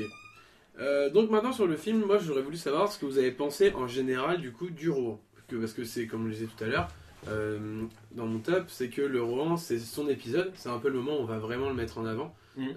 Parce qu'on va voir, c'est là où on va avoir le plus d'informations sur le Rohan. Qu'est-ce que vous en avez pensé? Est-ce qu'il a été bien représenté, mal représenté votre avis du Rohan? Par rapport au livre, oui, il est plutôt bien représenté. Après, moi, comme je le disais un petit peu tout à l'heure, je trouve que Théoden est un peu à l'image de son peuple à ce moment-là, c'est-à-dire oppressé, faible, assez dans le mal. Moi, j'ai un petit peu, je préfère le Gondor. Alors, même si le Gondor, ils ont pas que des moments de gloire, mais en fait, il y a cette phrase de Saruman qui dit qu'est-ce que le Rohan si ce n'est de la marmaille qui. C'est dans le 3 ça. C'est dans le 3 celui-là 3 et je vois que c'est dans la version longue. Je sais plus où il a dit à Théoden dresseur de chevaux. C'est ça, où il lui explique que son peuple c'est juste des paysans bons à rien quoi. Et moi, alors malheureusement, le Rohan, même s'ils ont des qualités, des forces, je les vois un peu comme ça, tu vois. Et c'est pas. Je dis pas que j'ai pas d'affection pour eux, mais ils m'emballent pas. Moi, mettons demain, je dois choisir un peuple, je préfère être bien au chaud à Minas Tirith. Ça c'est ton côté sécure. C'est ton petit côté serrure. C'est peut-être mon côté sécure ce que tu derrière un mur, au final il se fout de la gueule de Théoden, c'est pour bien se mettre derrière. mais pas forcément. Mais je trouve que le Rohan, ça manque un peu de charisme. Alors ils ont les chevaux et tout, mais je trouve que ça manque un peu de punch, tu vois, j'ai du mal à m'emballer pour eux quoi. Théo, toi le Rohan? Bah moi complètement l'inverse de Bertrand, moi je trouve que le Rohan est très très bien représenté et je trouve représenté oui hein. Après non mais oui mais et justement ils ont côté peut-être un peu solitaire, mais en fait ils ont besoin de personne pour se défendre, sauf au gouffre de Helm parce que malheureusement il y a eu des imprévus, mais je trouve que en fait eux seuls se débrouillent très bien à survivre, à se défendre et à résister à tout ce qui peut se passer. Très bien, et Théoden représente très bien tout ça, c'est que malheureusement, on le voit dans un moment où il est très dissident, et c'est là qu'on voit un peu la faiblesse du Rohan, mais sous un autre jour, je pense que le Rohan peut être bien mieux, bien plus stylé, et je trouve qu'il n'est pas vu dans le film, et ça, je pense que c'est un peu un côté négatif du film. Bah, tu sens qu'ils sont sur le déclin quoi. Oui, comme le Gondor. Après, c'est au niveau des hommes en fait, c'est un moment où la Terre du Milieu, à l'échelle de la Terre du Milieu du coup. Oui. C'est un moment où du coup tu sens qu'il y a un virage qui va se prendre d'un bon ou d'un mauvais côté. Mais tu vois, c'est par exemple comme Edoras. Tu vois, je te parle du Rohan, voilà, ils ont pas l'air fringants, tout ça. Même Edoras, quand tu regardes, ou soit l'air très charmant, je dis pas, mais tu sens pas, tu vois pas la capitale de la puissance. Non. Mais alors le problème, après moi je pense que moi je trouve que dans l'histoire du Rohan de mémoire, c'est le Gondor en gros qui leur donne des terres. Donc Théoden c'est le 18e roi, donc on imagine à peu près que sa vie, on va dire, mettons 100 ans, ça fait à peu près 1800 ans que le Rohan existe, j'ai plus les dates exactes. Mais voilà, ils ont une puissance quand même, et moi je trouve que pour le coup, autant le Rohan est bien représenté physiquement, je parle au niveau des hommes, au niveau des armures, etc. Après, comme je suis d'accord avec toi, Edoras, ça manque de gueule, parce que on voit, alors il y a une sorte de donjon, on va dire, c'est le Méduzel du coup, le château d'or de Méduzel, qui est normalement fait que d'or, etc. Donc on le dit qu'il brille au loin, etc. Ouais. Et je trouve, alors attention, on sait très bien que c'est pas des Numénoriens, c'est pas des foudres de guerre de la construction, ça je suis d'accord avec toi. Encore, ils ont des palissades en bois. Parce que là, et une cloche qui fait même quand ils sonnent la cloche. Le château d'or, ça pue la rouille quand même. Non, parce que moi c'est ça que après je pense que c'est un choix scénaristique de mettre en avant cette partie-là du Rohan en disant bon bah voilà, ils ont été pris sous le joug de Saruman et que du coup ils souffrent de ça. Après moi je m'attends en général quand tu parles du Rohan, tu dis, ils ont développé une autre puissance aussi. Enfin, je veux dire, Edoras, t'as l'impression que tu vas avec 50 mecs, tu peux prendre Edoras de force. Enfin, je veux dire, c'est pas compliqué. 2h, 2h15, ouais, Ouais, c'est jouable. Ouais. Non, mais encore, si tu t'arrêtes de boire une bière dans le camp. Non, mais ce que je veux dire, c'est ça. Moi, je trouve qu'ils auraient pu développer vraiment ce côté du Rohan, parce que moi, je trouve que le Rohan, ils ont une vraie force, et on le voit. Moi, je trouve que le Rohan, il t'impressionne 1000 fois plus dans le 3 que dans le 2. Oui. Et alors, encore une fois, pour les mêmes raisons que je vais pas les reciter, mais le fait d'être pris de court, etc. Ok. Et puis ils sont dispersés aussi. Non, mais je trouve que au moins dire que Edoras, c'est bon, bah, limite, ils ont trop peu d'hommes parce qu'ils sont tous partis avec Éomer, etc. pour partir, etc. Bref. Du coup, ils peuvent pas défendre Edoras parce que bah, ils sont pas assez et que c'est pas le gouffre de haine. Mais du coup, alors qu'ils prennent ce choix-là, bon bah voilà, on va pas changer l'histoire. Mais je trouve qu'ils auraient pu faire un Edoras un peu plus costaud, quoi, plus fringant, ouais, c'est clair. Ouais. Ouais. Et là, vraiment, on aurait pu mettre un poney. Poney fringant. Et donc, du coup, moi, je trouve qu'on met trop en avant cet aspect vraiment cheval. Donc, après tout, oui, c'est ça. Mais est-ce que tu n'aurais pas pu développer, je dis pas un gros château à la Minas Tirith, pas du tout, mais un truc un peu plus costaud, pas forcément de la pierre, tu sais, mais un truc un peu bon. Quand tu peux faire des bons trucs avec ça. le bois quand même, mis à part des piquets plantés comme ça, tu peux faire des bonnes murailles en bois, hein, ça. Non mais c'est vrai, je veux dire, genre. Très bien qu'on ait des mais non mais je veux dire, quitte à faire des trucs en bois, autant que tu mettes plusieurs couches, tu vois. Et on n'est pas un seul ente découpé, on peut y aller maintenant. On dirait que c'est ça, Roman. Non, mais moi, je trouve qu'ils auraient pu développer ça, et surtout qu'après, tu vois qu'ils ont une vraie puissance, ne serait-ce qu'à Dunaro, quand tu vois les 6000 lances, hein, tu fais ok, d'accord. Ouais, c'est plus pareil, ça a une autre gueule, etc. Par contre, moi, je trouve que l'intérieur des Doras, quand t'es donc à Médusen, quand t'es dans le cœur du château, là par contre ça a de la gueule, je trouve, avec les chevaux sur le côté. Je trouve que la déco est bien, tu vois. Tu sens que Valérie Damido elle a fait du bon taf, et franchement clairement elle s'est posé des questions et ça a été bien fait avec un budget très réduit. Très réduit, ouais, c'est ça, c'est vrai. Donc ouais. Non, oui, c'est clair, ça aurait Meduseld aurait pu avoir plus d'allure, et puis Doras également, mais tu vois, je trouve que ça participe justement à cette entre guillemets, je dis bien entre guillemets, mauvaise image que j'ai du roman, tu vois. Ça marche. Une autre question, est-ce que vous pensez que Saruman est un bon méchant? Théo? Moi, pas forcément.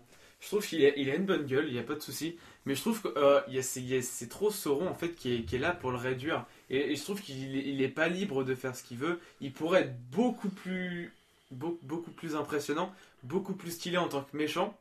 Et je trouve qu'en fait, étant donné qu'il a fait un gros virage d'un coup, je sens qu'il a quelques lacunes là-dedans et qu'il a besoin de reprendre son livre scolaire en disant comment être un bon méchant pour vraiment apprendre son truc. Tu vois. Un bon méchant, on dit leçon. C'est ça. Non, mais c'est vrai, c'est que j'ai l'impression en fait, je sais pas, peut-être qu'il garde pas une part de gentil en lui, mais qu'il a du mal à vraiment se mettre dedans. Que c'est pas sa vraie nature, quoi. Que c'est pas sa vraie nature et qu'au final, en fait, il se limite à cause de Sauron, là où un endroit il pourrait être vraiment plus fort. Même ne serait-ce qu'au niveau de la technologie, même avec les bombes. Je suppose que c'est lui qui a créé les bombes, c'est ça? Oui. Ouais, c'est lui. Mais il pourrait développer cet aspect technologique que Sauron n'a pas. Je suis scénaristique. Ils sont pas dans le livre. La bombe, non, il n'y a pas de bombe proprement dit. Mais non, mais c'est une explosion, c'est pas. Ils ont pas la chimie nucléaire non plus, mais ils ont créé un réactif chimique. Qui fait qu'il y a eu quelque chose. T'imagines Tolkien faire ça? Non mais c'est nouveau, même rien qu'au niveau du film, c'est nouveau de voir une bombe. Et franchement, tu sens que Saruman, rien qu'avec sa sagesse, son intelligence et le fait que ce soit un Istari, il peut développer quelque chose. Et je sens qu'il est limité par Sauron. Ah ouais. Limité moi je trouve pas limité du tout. Au contraire, moi je trouve qu'il crée. Alors, pour refaire le truc, c'est que alors déjà dans le livre, ça n'a rien à voir. Sauron et Saruman, c'est vraiment indépendant, hein, d'accord. C'est deux personnes. Lui, son but c'est de retrouver l'anneau pour lui et il veut utiliser l'anneau parce qu'il a un grand pouvoir, enfin une grande sagesse sur les anneaux. Après, si on revient que sur le film, après on sait que c'est c'est un Maya de Olé qui est un Vala. Donc c'est en gros le dieu de la forge, de la création, etc. Donc pour ceux qui liront le Silmarillion, je vous encourage à lire parce que c'est magnifique. Ouais, d'où les grosses forges qu'il met. Voilà. Mais en fait, du coup, il crée énormément de choses. Donc il crée notamment l'Uruk. Du coup, un Uruk des Urukai, voilà, j'apporte la précision. Et donc, l'Uruk au singulier fait que déjà il crée une créature qui est déjà beaucoup plus forte que n'importe lesquelles créatures sur la Terre du Milieu. Enfin, tu mets un Uruk face à d'autres, enfin, il est vachement plus costaud. Et alors, donc, du coup, dans le film, il dit qu'ils sont créés entre des orques et des gobelins.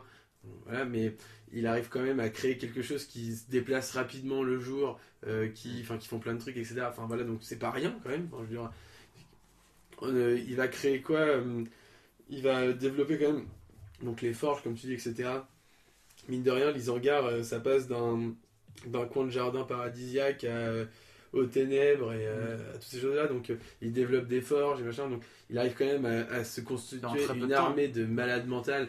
Et clairement, enfin, je veux dire, il échoue, mais il échoue à quasiment rien.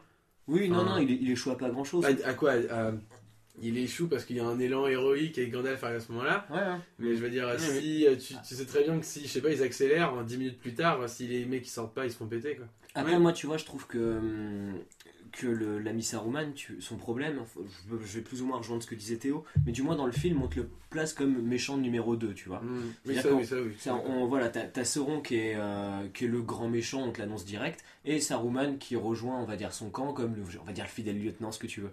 Et en fait, je trouve que Saruman, le problème, et on le voit direct quand Gandalf libère Théoden, c'est qu'il a un peu ce profil du méchant qui va perdre. Pourquoi? Parce que il restera forcément qu'un grand méchant à la fin contre les héros, tu vois. Et en fait, tu sens très vite qu'il n'est pas crédible. Il peut avoir une certaine allure, l'acteur est très bon en plus, enfin tu vois, t'as plein de choses. Mais tu sens que Saruman va perdre parce que c'est pas lui le vrai méchant de l'histoire.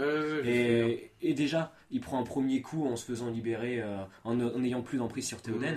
Et l'attaque sur le gouffre, bah, de toute façon, elle est présentée aussi comme une attaque tellement désespérée pour les gentils qu'ils vont forcément gagner, tu vois. Et donc, je sais pas, un bon méchant, il a l'allure, une certaine puissance, tout ce que tu veux. Mais j'y crois pas. Mais on n'y croit pas de par la structure du film qui fait que deux méchants c'est pas possible. Et qu'on va. Tu vois. Après, ça pourrait être comme un lieutenant. Parce qu'à la limite, c'est comme ça qu'on le voit. Donc, Il a trop de. Il veut trop de choses, Saruman, pour pouvoir être juste un lieutenant. Lui, idéalement, étant donné que c'est un Istari, il est tellement intelligent, tout ça, qu'il peut que être le. Il pourra pas être avec Sauron en mode je suis son lieutenant. Il y en a forcément un qui prendra l'ascendant sur l'autre. Et s'il fait, comme on a vu, c'est pas Saruman, c'est Sauron qui a pris le dessus. Et Sauron est devenu donc le méchant numéro 1. Mais Saruman, il a plus d'ambition que ça, que d'être lieutenant pour Sauron. Ah oui, mais c'est pour ça que du coup, ça c'est un choix vraiment de film, de dire que Saruman, du coup, est est le second. Après, quand on s'intéresse vraiment à l'histoire de Tolkien, Saruman c'est pas du tout le lieutenant de Sauron, hein, loin de là. Donc c'est vraiment tout à fait autre chose. Il a sa propre voix, il a sa propre volonté. Et après, il crée des choses qui font que oui, il va attaquer le rang, mais son but c'est. Après, il se met plutôt plus ou moins du côté de Sauron quand même, sans pour autant dire. Et derrière, son but, lui, c'est de diriger la Terre du Milieu. Non, mais il essaye. De toute façon, il est opportuniste pour arriver à ses fins, quoi. Donc, Saruman, dans le livre, il est indépendant, quoi. Oui, il est beaucoup plus indépendant. Parce que dans le film, il dit. Je prends mes ordres directement de l'œil, tout ça. Il a dit l'union des deux tours. Enfin, mais déjà, en disant ça, tu imagines que ces deux camps qui se rejoignent pour écraser. Enfin, ces deux camps qui se rejoignent pour écraser le camp des héros, quoi. Et c'est vrai que tu vois déjà, pas. Mais il y a une vraie. Alors, il y a une vraie. Comment on appelle ça alors, c'est une théorie. Mais il y a une vraie discussion qui se fait entre fans du Seigneur des Anneaux. C'est déjà les deux tours. Quand Peter Jackson nous les présente, quand je vous dis les deux tours, vous pouvez me dire les deux tours, c'est. C'est Hortank et Barad-dûr. Donc en fait, c'est ça. Et en fait, pas du tout. Quand Tolkien, lui. Enfin, du coup, la discussion se fait de là. Peter Jackson voit ces choses-là. Et en fait, au final, il s'avérait que Tolkien, quand il parle des deux tours, il parle plus. Non. Non, Gon n'existe pas. Enfin, il voit pas. Quand dans le Seigneur des Anneaux, il n'existe pas. Ça serait plus, en gros, Minas Tirith et Minas Ithil. C'est ça en fait, ces deux tours-là. Et c'est ça en fait qu'il mettrait en avant. Alors après, on se dit pourquoi il en parle maintenant, mais on sait que ils vont s'y approcher, etc. Mais les deux tours, en gros, ce serait ça. Donc, alors, j'ai pas fait cette recherche dans ces cas-là, mais c'est une vraie théorie, rumeur qui se développe au fil du temps, et qu'au final, les deux tours, ce serait pas du tout ce qu'on Peter Jackson nous met en avant, en fait. Donc, son choix scénaristique, encore une fois, est visé dans un intérêt de scénario, de victime du scénario, encore une fois. Oui, mais ça, tu le seras toujours, je pense. Mais dans tous les cas, c'est tellement étendu, les univers qu'on aborde sont tellement étendus que forcément, tu es victime de scénario. Mais du coup, voilà, c'était pour remettre les choses, donc voilà, mais oui, sinon Saruman, lui, pour le coup. Après, moi, je trouve que ça reste un bon méchant. Enfin, moi, j'adore Saruman. Mais j'adore, au-delà de l'acteur que je trouve génial, en plus, tout à fait personnel. En plus, dans le film, je le trouve vraiment. Je trouve qu'il est même presque pas assez développé. Je trouve que en fait, il est très vite mis en second plan, ou même encore en troisième plan. Et je trouve ça dommage que. Alors attention, ce que je veux dire, c'est que tu peux pas mettre tout le monde devant et voilà. Mais ce que je veux dire, c'est que Saruman, il a on lui montre une vraie puissance, on dit mais waouh, jusqu'où il va aller. et au final pour rien. Et au final, dès que tu le vois dans un Seigneur des Anneaux, alors évidemment dans le 1, 2, 3 il l'est déjà, mais même quand on le revoit dans le Hobbit, on le revoit tout de suite en mode méchant alors que pas du tout, tu vois. Et enfin, même si. Ouais. Et c'est. Bon, il a la gueule du méchant, mais du coup, au final, ouais, t'as presque pas envie. Moi, je suis d'accord avec toi, t'y crois pas. T'y crois plus. Non, t'y crois pas parce qu'il est automatiquement placé dans l'histoire comme le numéro 2 et tu sais que le numéro 2 il va pas au bout. Quoi. Ça marche. Maintenant, je voudrais que vous me parliez de la bataille du gouffre de Helm. Est-ce que la bataille du gouffre de Helm vous a enchanté, vous a ravi, vous a mis des petites étoiles dans les yeux, ou au contraire vous a déçu? Moi, elle me plaît cette bataille. Alors, je sais pas si je garde cette image, parce que moi j'ai découvert Le Seigneur des Anneaux par ce film, et forcément la bataille du gouffre de Helm, je vais pas souvenir dans mon historique de cinéma d'avoir vu quelque chose d'aussi incroyable à ce moment-là, tu vois. Et la bataille du gouffre de Helm, moi je l'aime bien parce que bon, bah, c'est un scénario facile, mais n'empêche que 300 contre 10 000, les gentils assiégés, tout ça, tu te dis, ah, ça va être intéressant. Tu te demandes comment ils vont s'en sortir. Et je trouve que d'une manière générale, elle est plutôt bien filmée. En plus, c'est de nuit, donc c'est pas facile. Enfin, tu vois, je dis pas que les gens de il pleut tout à fait. Non, mais je dis pas que les champs de Pelennor c'est facile aussi à filmer ou quoi, mais du moins de nuit, faut que le spectateur puisse s'y retrouver dans la bataille. Et en plus, du noir à l'écran tout le temps, c'est pas non plus ce qu'il y a de plus esthétique, tu vois. Et pourtant, je trouve qu'ici, on comprend la bataille, on voit les différents grades. Donc l'assaut, quand au début ils résistent, puis ensuite ils se font prendre, le repli, etc. Enfin, t'arrives à comprendre toute la bataille jusqu'à son terme, tu vois. Avec les 2 dernières charges héroïques de Théoden d'un côté et des Homères de l'autre.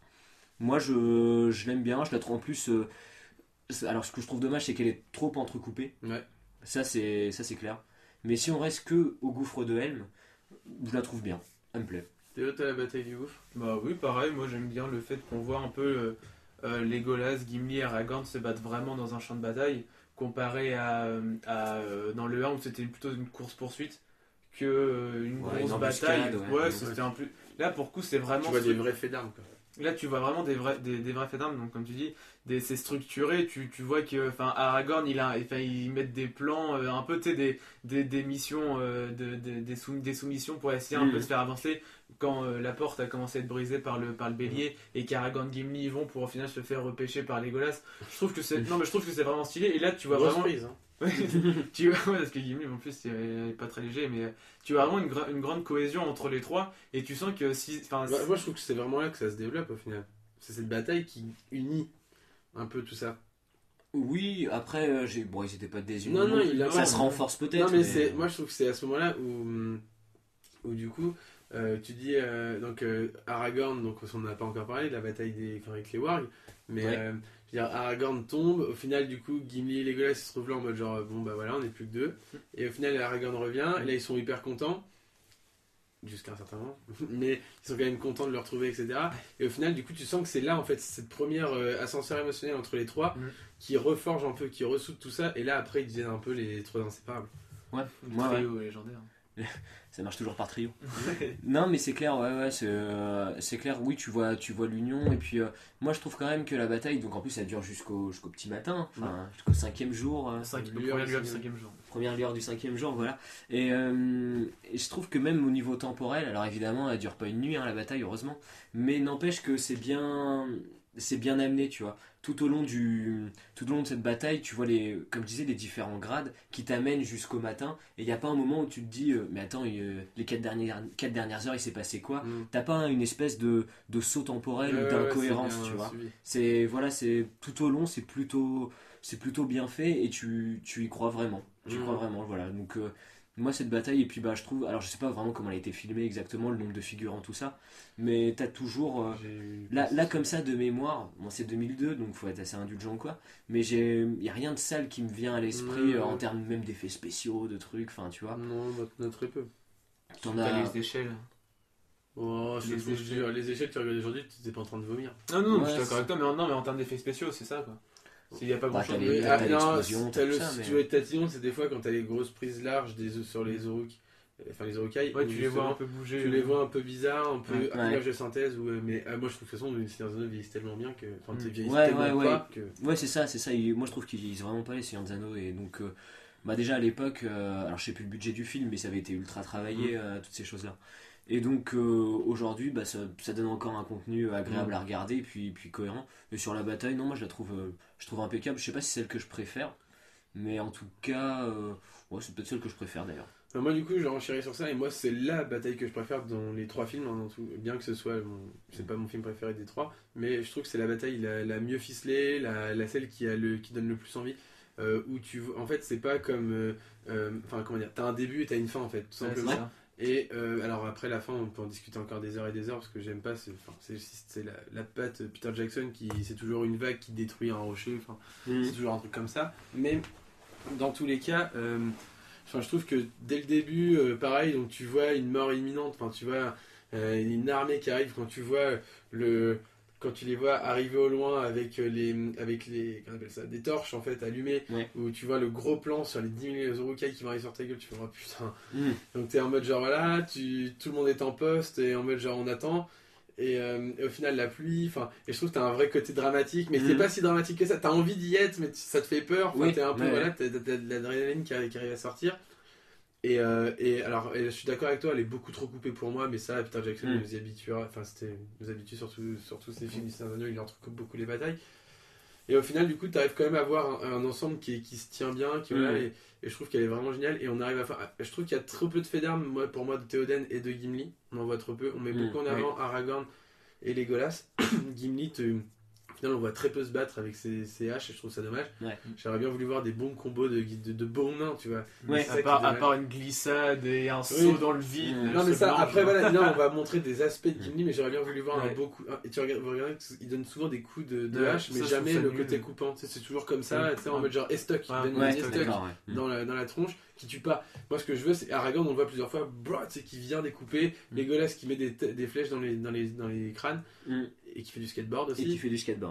Et du coup c'est dommage que Gimli ça le développe pas. Mais après je veux dire la bataille jusqu'au bout elle est géniale, et c'est même presque dommage, c'est que Gimli on se pose la question de comment il fait pour sortir au final, parce que je sais pas si vous vous souvenez à la fin, donc il va faire sonner pour la dernière fois fort le corps, donc il va faire comme ça, voilà. Et du coup on se dit bon le mec, j'espère qu'il n'y a pas les Zorro qui disent ah on a vu le nain monter, ils se les tapent tous un par un, d'ici que les autres se retournent. Non mais tu imagines le truc, donc bon après voilà, mais c'est un petit côté enfin voilà. Très bien, est-ce que vous voulez qu'on s'arrête sur des personnages dans lesquels on n'a pas parlé, par exemple je sais pas, Éomer? Ah ouais, Éomer, ouais. On le voit très peu, mais on le voit un peu au début à la fin. Est-ce que vous voulez, est-ce que pour vous on s'attarde dessus ou on passe? Éomer, allez, moi ça se fait au vote. Je veux bien m'attarder dessus, simplement pour dire. Moi tout à l'heure je parlais un peu de l'image faible du rang, tout ça, enfin je vais pas y revenir. Éomer c'est celui qui va contrecarrer tout ça, tu vois. Parce que c'est la jeunesse aussi. Je sais pas si c'est la jeunesse. Mais il a quel âge? Il a 33 ans. 34. Non mais c'est le max. C'est le renouveau du rang. 34 au mois de mai. Non mais tu vois, c'est le personnage qui donne une belle image du roi, je trouve. Voilà, puissant, déterminé, motivé, tu sens qu'il a envie d'y aller, et il contraste avec Théoden, de toute façon ils sont pas du tout sur la même longueur d'onde, hein. Et comment dire, quand tu vois Théoden qui s'affaiblit, quand tu vois Théoden qui s'affaiblit, Théoden je trouve plutôt beau gosse. Ah, ok. Ça te regarde. Non mais tu vois, t'as vu son petit bouc et tout. Mais je trouve qu'Homer, du coup, il a voilà ce côté guerrier qui manque un peu cruellement au roman. Voilà. Et donc moi Homer je l'aime bien pour ça, parce que voilà, c'est celui qui mène la charge, qui mène la révolte. Et moi c'est un bon personnage qu'on voit d'ailleurs dans le 3, tout aussi tout aussi fort, charismatique. C'est ça. Et dans le 2 en tout cas je l'aime bien. Théo et Homer. Moi et Homer malheureusement un très gros potentiel mais vite trahi dès le début. Je trouve que tu t'attardes pas forcément dessus, donc il trouve Théodred. Donc c'est bien, il ramène. Et là direct à Grimalang de Serpent, le bannisséant du royaume sous peine de mort. Sous peine de mort effectivement. Mais moi je trouve que c'est dommage que ça arrive maintenant, parce que encore quelques minutes de film sur Homer, ça aurait pas été trop avant qu'il se fasse trahir. Et je trouve que je te rejoins aussi, c'est que Homer représente très bien le Rohan. C'est le Rohan, c'est l'honneur aussi, c'est que malgré qu'il se soit fait banni, il a quand même une troupe, il a quand même un bataillon de cavaliers derrière lui. Et franchement, même s'il a été banni, il reste encore très attaché, fidèle. Très fidèle, merci, très fidèle au Rohan. Et tu sens que, c'est ce qu'on a vu dans le gouffre d'Helm, bon il était un peu en retard, mais il est prêt, dès qu'il reçoit l'ordre de son roi en disant viens m'aider, il est là. Et ça, franchement, c'est quelque chose que je kiffe sur Homer, c'est que c'est un grand chef de bataille et que c'est dommage que ça n'a pas plus exploité malheureusement dans Bouffonal. Ok. Et juste pour rebondir, parce que à moins que tu voulais dire quelque chose sur Homer. Non, mais je vous laisse, je suis d'accord avec vous. Si je Parce suis pas d'accord, je compte. Parce que moi, du coup, c'était pour enchaîner. Alors, vous le savez, vous deux, mais moi, mon personnage féminin préféré, c'est Eowyn. Et mais justement, moi, je l'aime bien. Quoi Bien sûr que c'est Eowyn. Oui, Non, mais tu vois, en fait, parce que je trouve aussi, elle est plus ou moins sur la même longueur d'onde qu'Homer et à contre-courant du reste du roman. C'est dur de dire ça, mais en fait, j'aime bien son côté guerrière, justement. Mhm. Et tu vois, par rapport à Arwen, si je dois faire la comparaison, c'est qu'Arwen, après, c'est son rôle qui veut ça. Tu sens qu'elle est pas nulle, hein. Je vais pas Arwen dire ça. Ouais, Arwen. C'est très sage. Non, mais en fait, tu sens qu'elle est pas nulle dans le sens, dans le 1, quand elle prend. Elle a du courage, elle prend Frodon, etc. Elle a 9 Nazgûl, elle les attend, enfin, tu vois. Ouais, j'avoue que là pour le coup. Enfin, il y en a 5 à ce moment-là, je crois. Mais en tout cas, je trouve qu'après, le C'est reste, deux autres, j'ai- le reste du temps, eh bien, Arwen, elle est juste présentée. Elle a trop le rôle de la femme qu'on donne au cinéma. Tu vois, la femme Ouais, amoureuse du héros à qui on n'accorde pas beaucoup Mm, d'importance. Après, non, ouais, même Arwen, elle est développée, c'est Peter Jackson, mais normalement, c'est pas elle qui fait tout ça en plus. Mais tu vois, ouais. Leur film d'elle. Mais du coup, malheureusement, on lui donne cette image-là, alors que justement, On te l'a fait bouffer dans les 3 films en plus. en plus. Alors que Eowyn, voilà, c'est la femme forte, courageuse, indépendante, qui se bat pour son peuple et qui est pas en dessous, qui vaut voilà, qui vaut autant que les autres, quoi. Et en plus, et moi j'adore sa scène avec le roi sorcier parce que voilà, on la montre bien.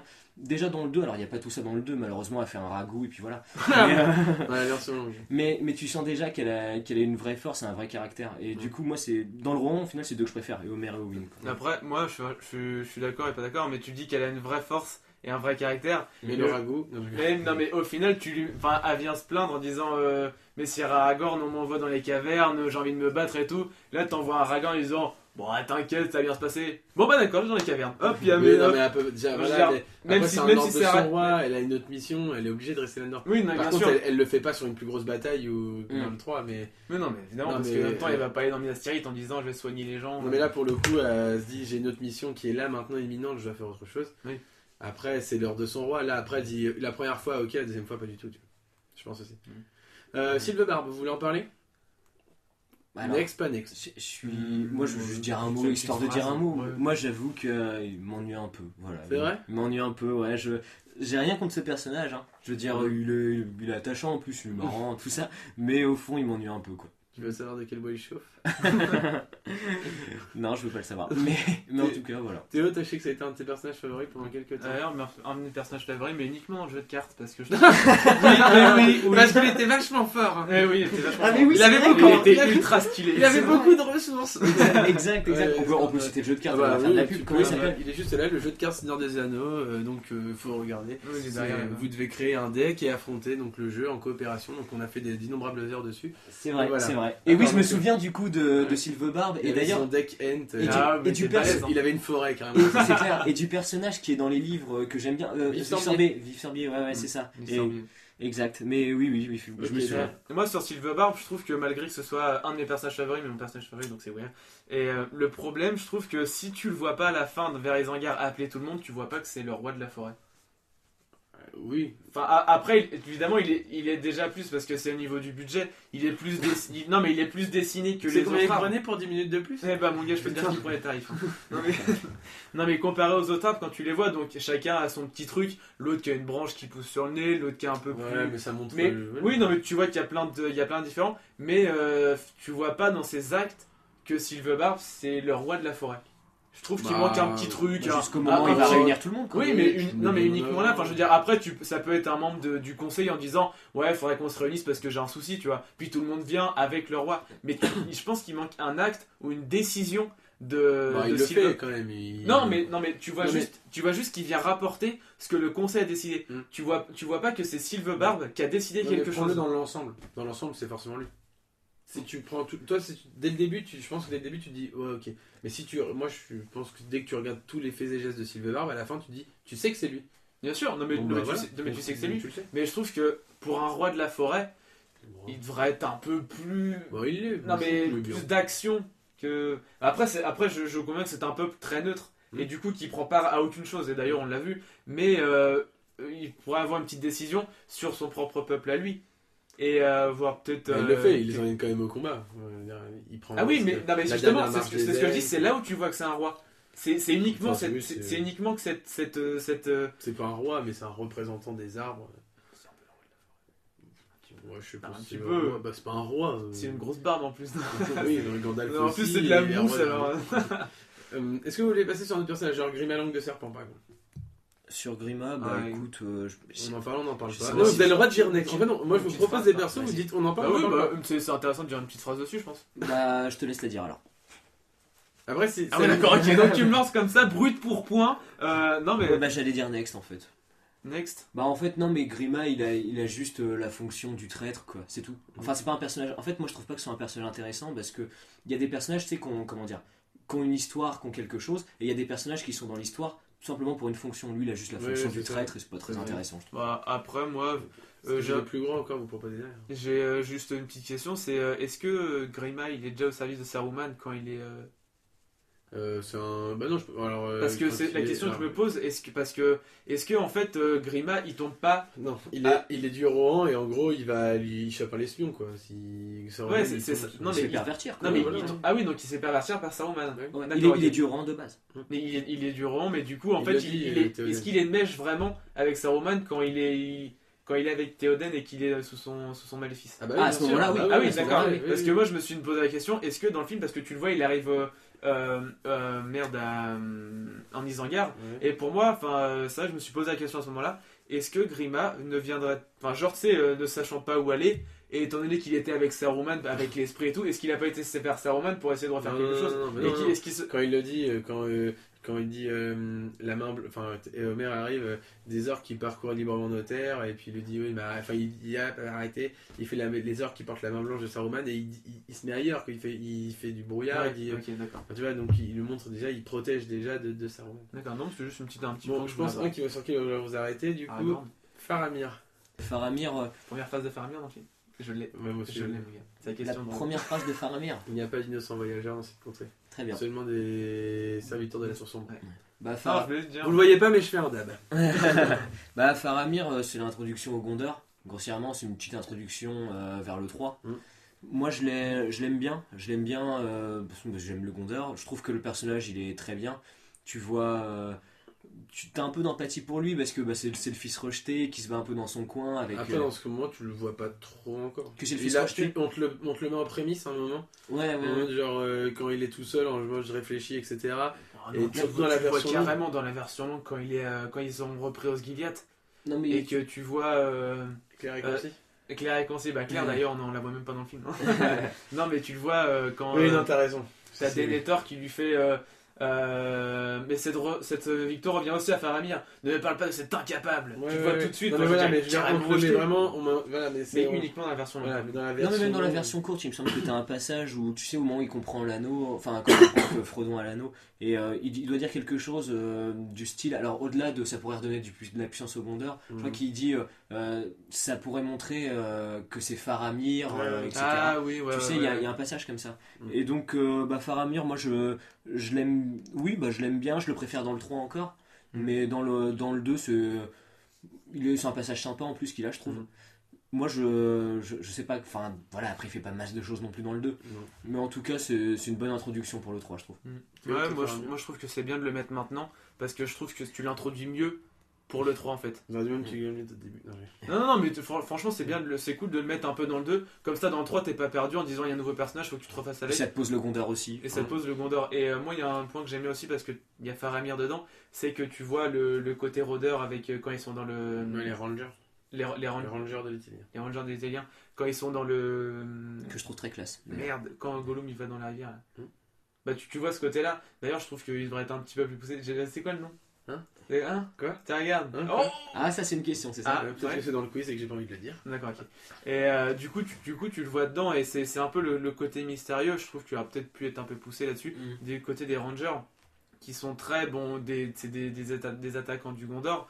Ils ont une grosse force de frappe, mais tu vois pas le côté discret, vraiment très discret. Mm. Et bon, malgré quand il y a les olifants qui attaquent et tout, là t'as les Aradrim. Bon, là tu vois une volée de flèches Mm. et tout, ils viennent de partout, tu sais pas d'où ça vient.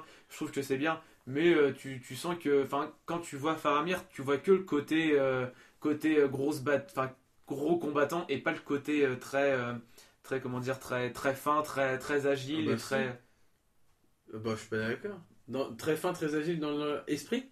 Dans son esprit. Non, tu vois non, non, non, Ah, non, pardon. mais parce que Ouais. le fait que ce soit des rôdeurs et qu'ils aillent par la, D'accord. par Ah, je le, veux par, pas dire que ce par le soit- silence et par des missions discrètes, Ouais, tu d'accord. vois. Ouais. Je trouve ça un Après, petit tu peu vois bien, développé. ils se cachent derrière les machins, ils arrivent quand même à péter au moins un olifant sûr. Mais oui, Enfin, non mais quand...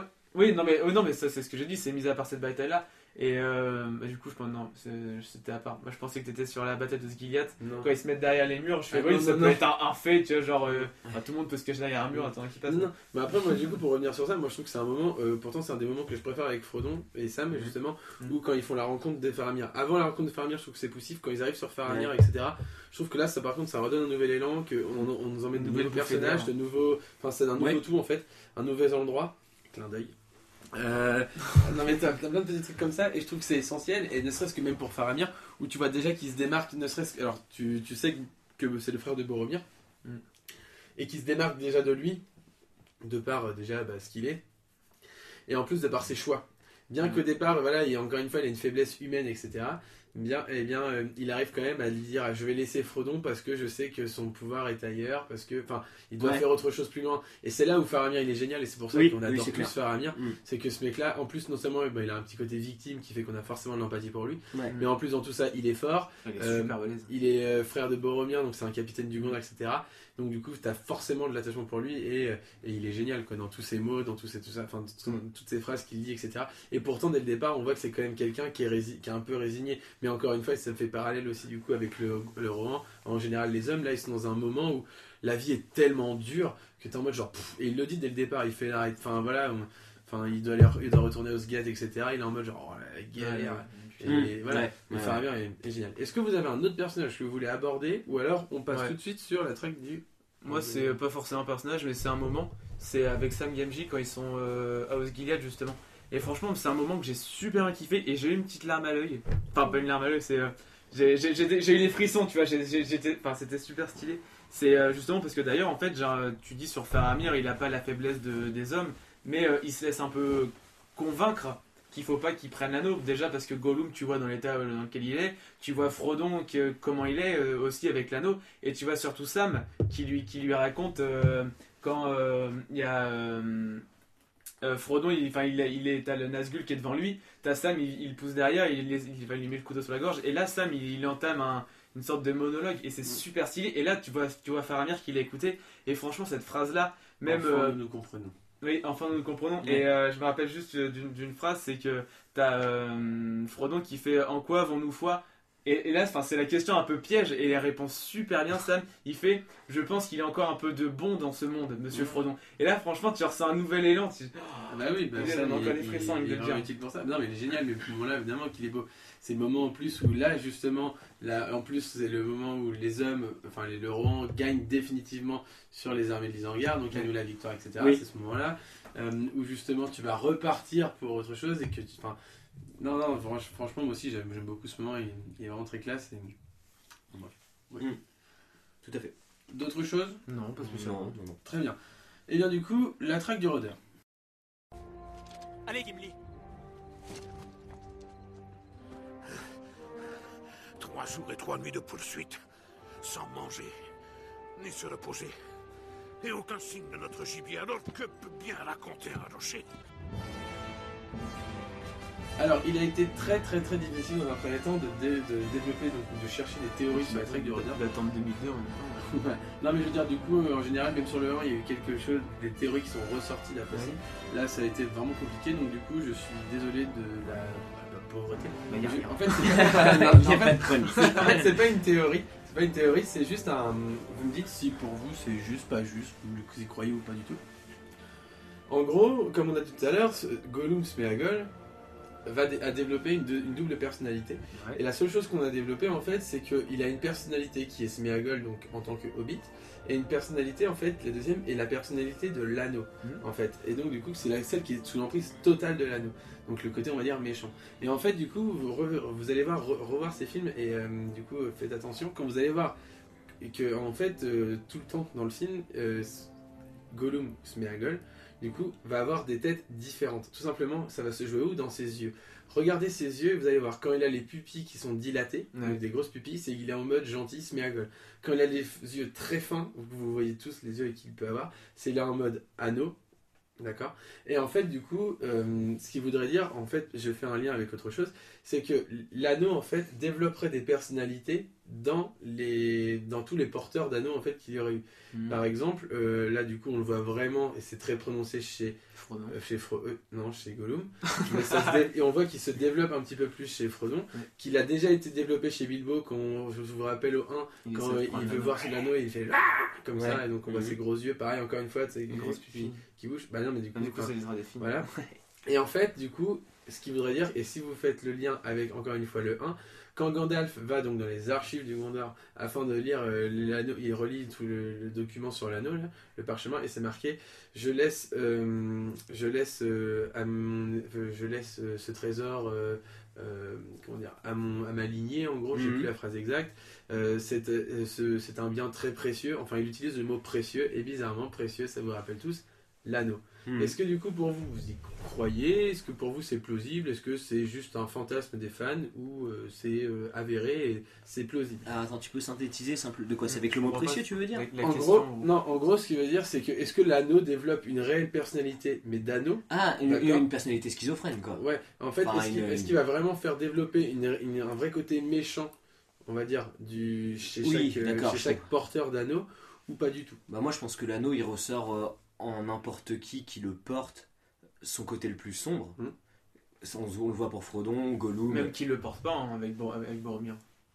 Oui, tu peux être lié par rapport à ça. Après Boromir, je trouve que c'est plus un attrait qu'une autre personnalité. Tu vois, pour moi c'est encore un peu différent Boromir. Mais ça se rejoint presque, mais je vois ça encore un peu différemment. Après, je dirais pas qu'il développe une double personnalité.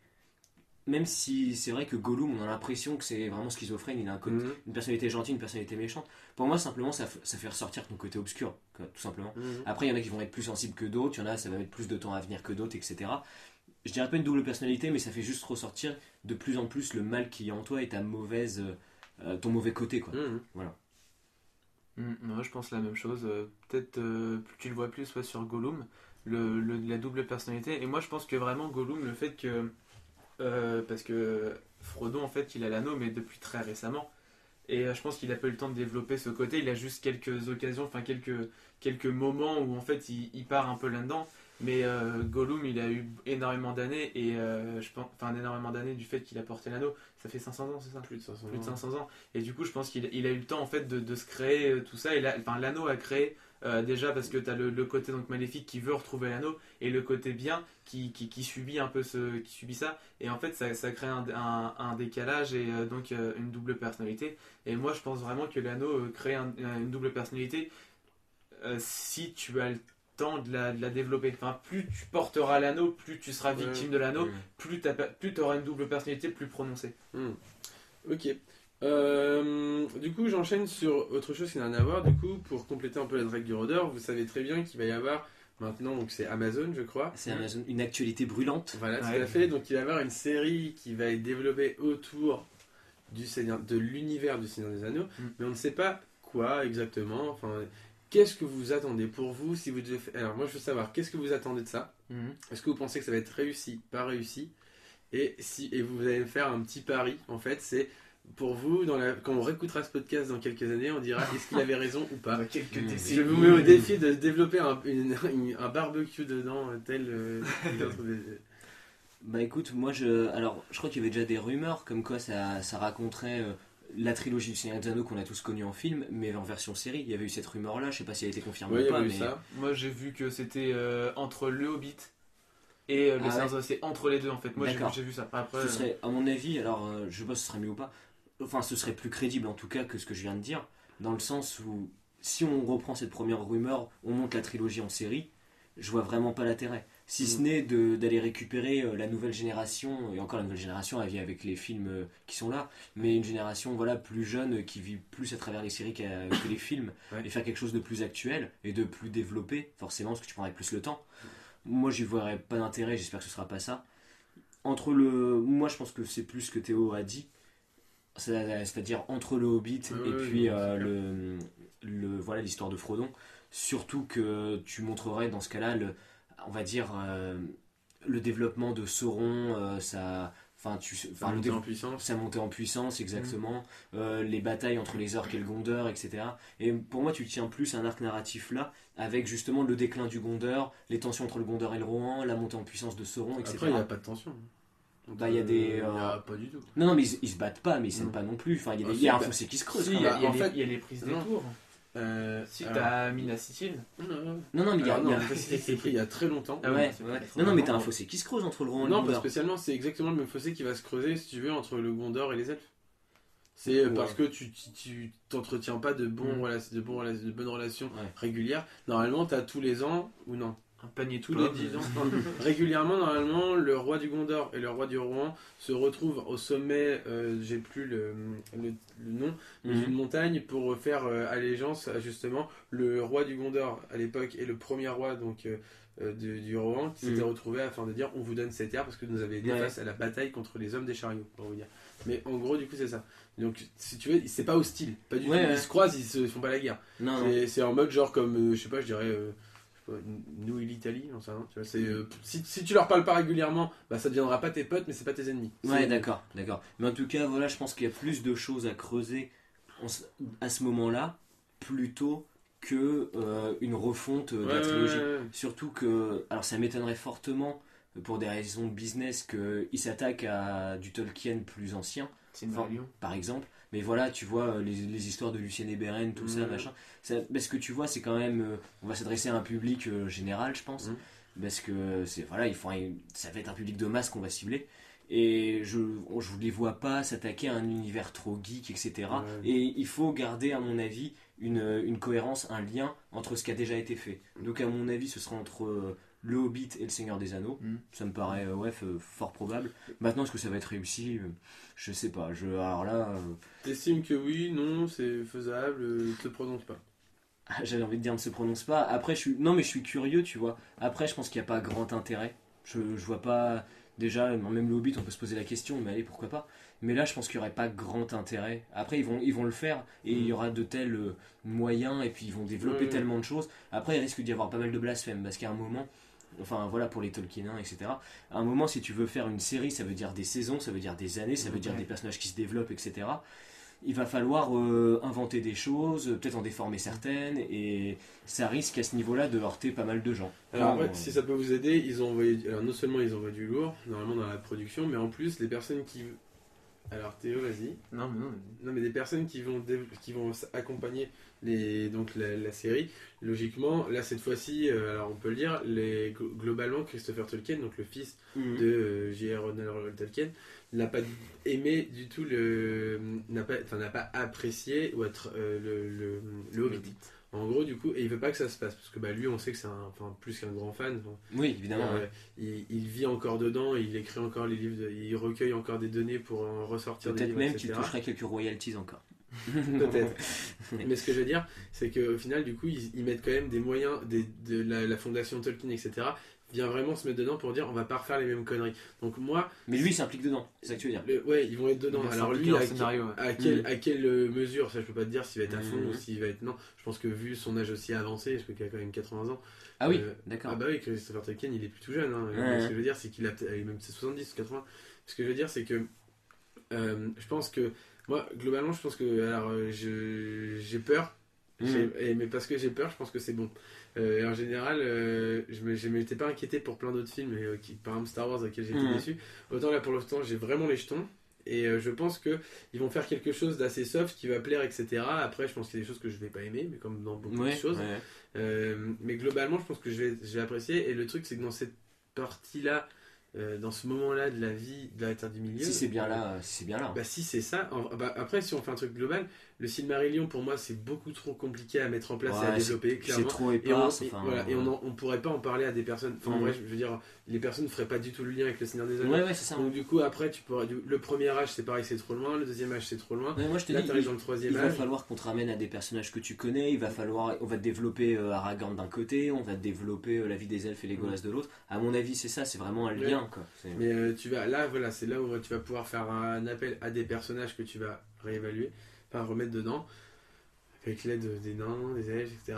et des hommes. Et donc du coup, oui, tu vas voir là. Mais alors, ce qui se passe exactement dans cette période-là, c'est très pauvre. Hein. Enfin, je veux dire clairement. Ouais, non, c'est clair. Hein. Je sais même pas. Enfin, C'est là où je te dis, il va falloir inventer des choses, en déformer certaines. C'est même après, je pense qu'ils vont retrouver. Après, il va y avoir mine de rien, ils vont faire en sorte de développer justement. Bah alors, il y a comment il s'appelle là où il y a Sauron là, qui Le Mordor. Non, non, non, non, pas en Gondor. Mais non, dans le Hobbit. Ah, d'accord. L'endroit tu parles. Oui. Quand ils sont avec Toriel et Legolas. Oui, mais il y a ça, il y a celui-là, mais il y a. Ah, c'est Oh mince, putain. Ah, dans, zut. dans la forêt de Sherwood là. Mirkwood. Mais je sais. Non, là, alors ils vont à. Enfin, il y a le nécromancien, etc. Oui, voilà, ouais, exactement là. Bah, D'accord, mince, cet endroit-là, comment il Gundabad. Gundabad, Ah, ça c'est le. Non, Gundabad c'est. zut, j'aurais dit le- Gundabad ça, aussi. c'est... Non, ça c'est les chauves-souris en gros, si tu veux. Ah oui, ok. C'est- Voilà. Et il y en a une autre, c'est. Dol Guldur. C'est ça, voilà, Dol Guldur. Donc du coup, voilà, donc ils vont réussir à. Non, mais je pense que ça va être dedans en fait, ça va être ici où l'intrigue va se passer, je pense. Et puis ça va permettre de remettre des éléments, enfin des personnages en place, etc. Mais je suis mesuré. Après, tu peux développer plein de personnages, mais ne serait-ce qu'avec, par exemple, Aragorn à Foncombe, hein, qui s'appellera Estelle à ce moment-là. Enfin, voilà. Mais il va falloir être très pointueux et j'espère vraiment qu'ils vont respecter Tolkien parce que Peter Jackson l'a pas toujours fait et du coup ça me pose un peu problème. Donc j'espère qu'avec tout ce budget, moi j'aimerais bien qu'il fasse un truc qui reste fidèle. On a une année de sortie. Non, je crois 2019, pas. Non, je crois. Alors en fait, c'est simple. Ça sera jamais en même temps que Game of Thrones. Game of Thrones, quand Game of Thrones s'est terminé, D'accord. ça sera là où Je on vois va l'idée quoi.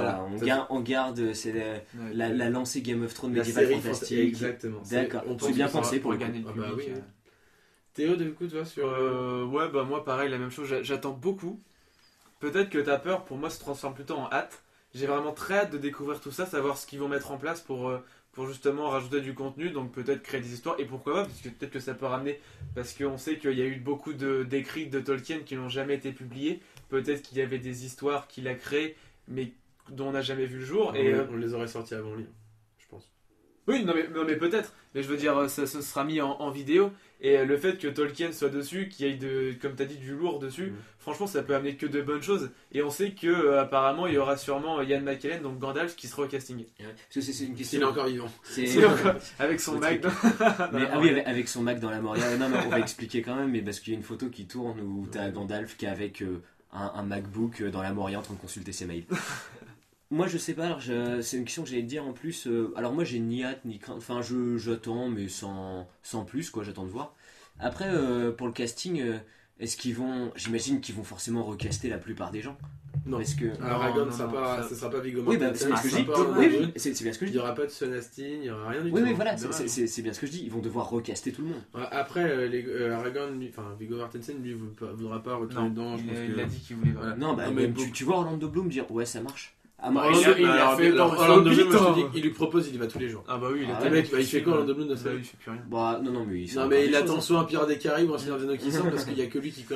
Bon, bref. Non, je sais pas, moi, sauf gros cachet ou quoi, je vois pas. Pour moi, ils vont devoir recaster la plupart des gens. Oui. Faudra voir ce que ça donne, parce que c'est sûr que les personnages qui sont dans la trilogie et qui sont aussi dans le Hobbit seront là. Donc, Est-ce que vous savez qu'on pourrait voir un Legolas brun Ah ouais. avec des cheveux bruns? Parce que il est dit dans les écrits de Tolkien que Legolas, donc Vertefeuille, n'a pas, enfin son père, donc Thranduil, a lui une chevelure blonde, mais en aucun cas il a dit que Legolas était blond. Donc il serait très bien, et c'est pour ça donc sur notre jeu Seigneur des Anneaux, les cartes, et bien du coup il est brun. Ouais. Bah après, Ok. moi je pense pas que ce soit possible étant donné que dans si Non, ça. mais pour- Non mais. je t'ai Non juste- mais. Non oui, non mais t'as complètement Non, mais complètement- bon, oui, non mais. ça commence Je à bien. préfère Oui. appuyer sur le point quand même, c'est que si ça se passe comme on dit entre le Hobbit et Seigneur des Anneaux, on a très bien vu que dans le Hobbit il était blond.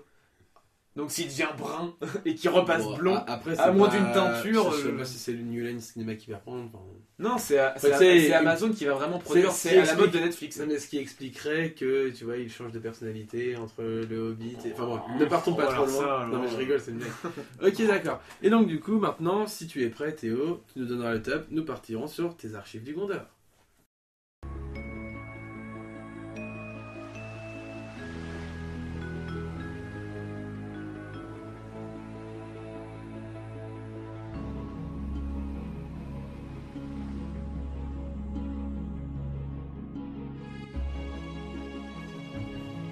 Alors mon archive du Gondor, ce sera très court mais concis.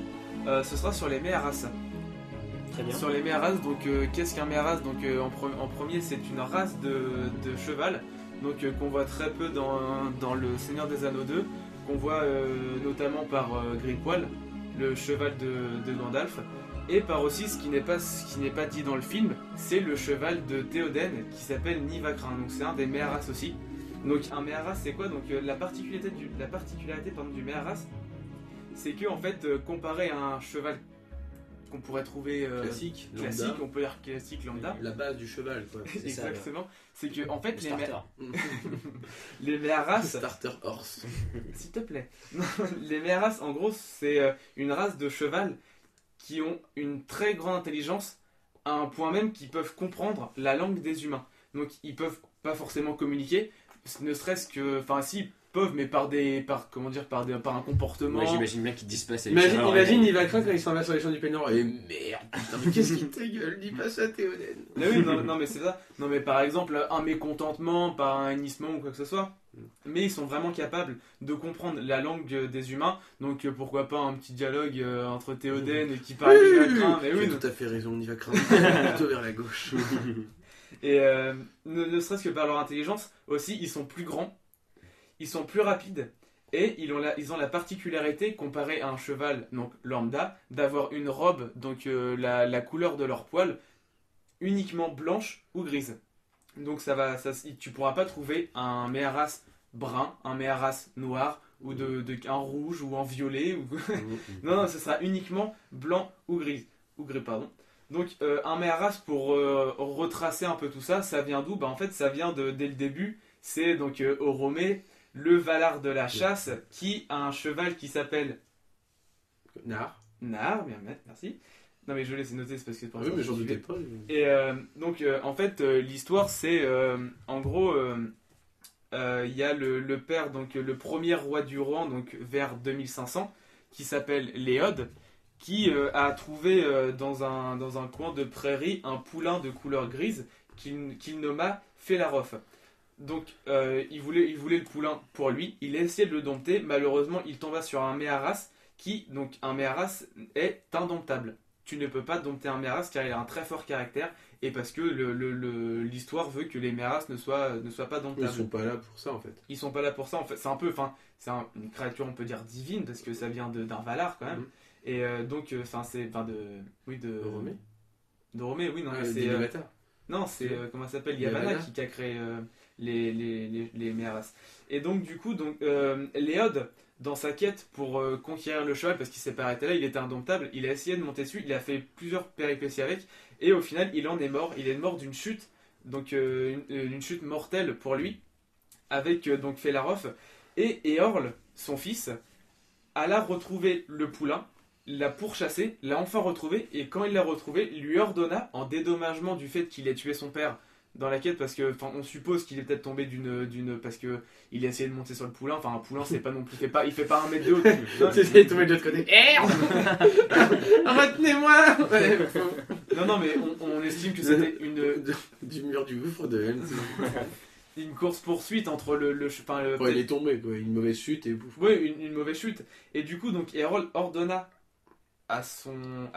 donc Felarof, il a repris le nom à Felarof, en dédommagement, qu'il devienne son cheval. Ce qu'il accepta, parce que, étant donné qu'ils ont une intelligence, il se devait redevable d'avoir tué son père, malgré qu'il ne l'ait pas cherché, d'ailleurs. Et donc il accepta. Et depuis ce jour, il y a une tradition qui se fait, c'est que chaque roi du Rohan acquit un cheval, un Mehara, un Mehara d'ailleurs au singulier. C'est possible, oui. Et donc il l'obtient dès qu'il est couronné roi. Et donc on estime, d'ailleurs on en avait parlé, que Éomer, dès qu'il sera couronné roi, obtiendra son propre Meharas. D'accord. Ouais, bien. Voilà. Et ils sont, comment dire, entre guillemets, stockés où? Enfin, où vivent-ils? Après, c'est plus ou moins dans les terres du milieu. Enfin, ils sont à gauche. En gros, le Rohan, c'est où les trouver quand il faut. Voilà. C'est sûrement une descendance de Nivacrin.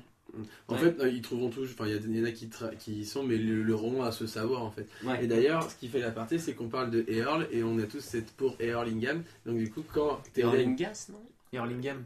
Erlingham Gam, je sais plus, j'ai plus. Mais bref, quand il crie, en tout cas, il y a le Earl. Et en fait, c'est la charge de Earl. C'est parce que c'est le premier. Donc, il faut savoir que Théoden, quand il fait sa charge sur les champs du Pelennor, c'est la deuxième plus grosse charge des Rohirrim menée dans toute leur histoire. Et la première était sur Earl. Et donc, c'est pour ça, en gros, on garde ce Erlingham. Et du coup, ce qui fait le lien avec Earl, qui est le plus grand roi illustre de tout le roman. De tous les temps. Ça, je crois que je l'avais lu. Alors, c'est dans l'encyclopédie là de. C'est David Day, je crois, qui fait le livre. Et ouais, effectivement, c'est expliqué ça. Ouais. Donc voilà. Merci pour ton archive du Gondor sur Bravos, sur le roman, quelle traîtrise. Il a bien fait. Et donc, du coup, nous allons pouvoir enchaîner aujourd'hui sur le quiz du Seigneur des Anneaux.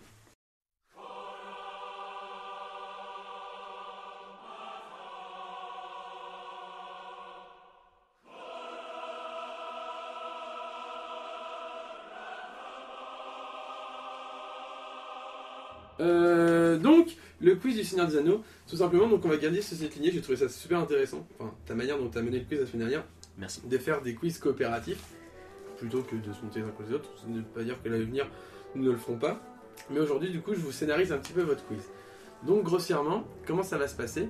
C'est que le quiz Seigneur des Anneaux, sur les 2 tours, donc ça va comporter que sur le film, uniquement sur le film, je ne vais pas chercher d'autres choses. Seulement, vous allez devoir, donc je vous ai fait 2 quiz, un chacun, et en gros, je vous explique, donc Sauron, on va dire, est revenu donc sur Terre et va essayer de vous envoûter chacun d'entre vous.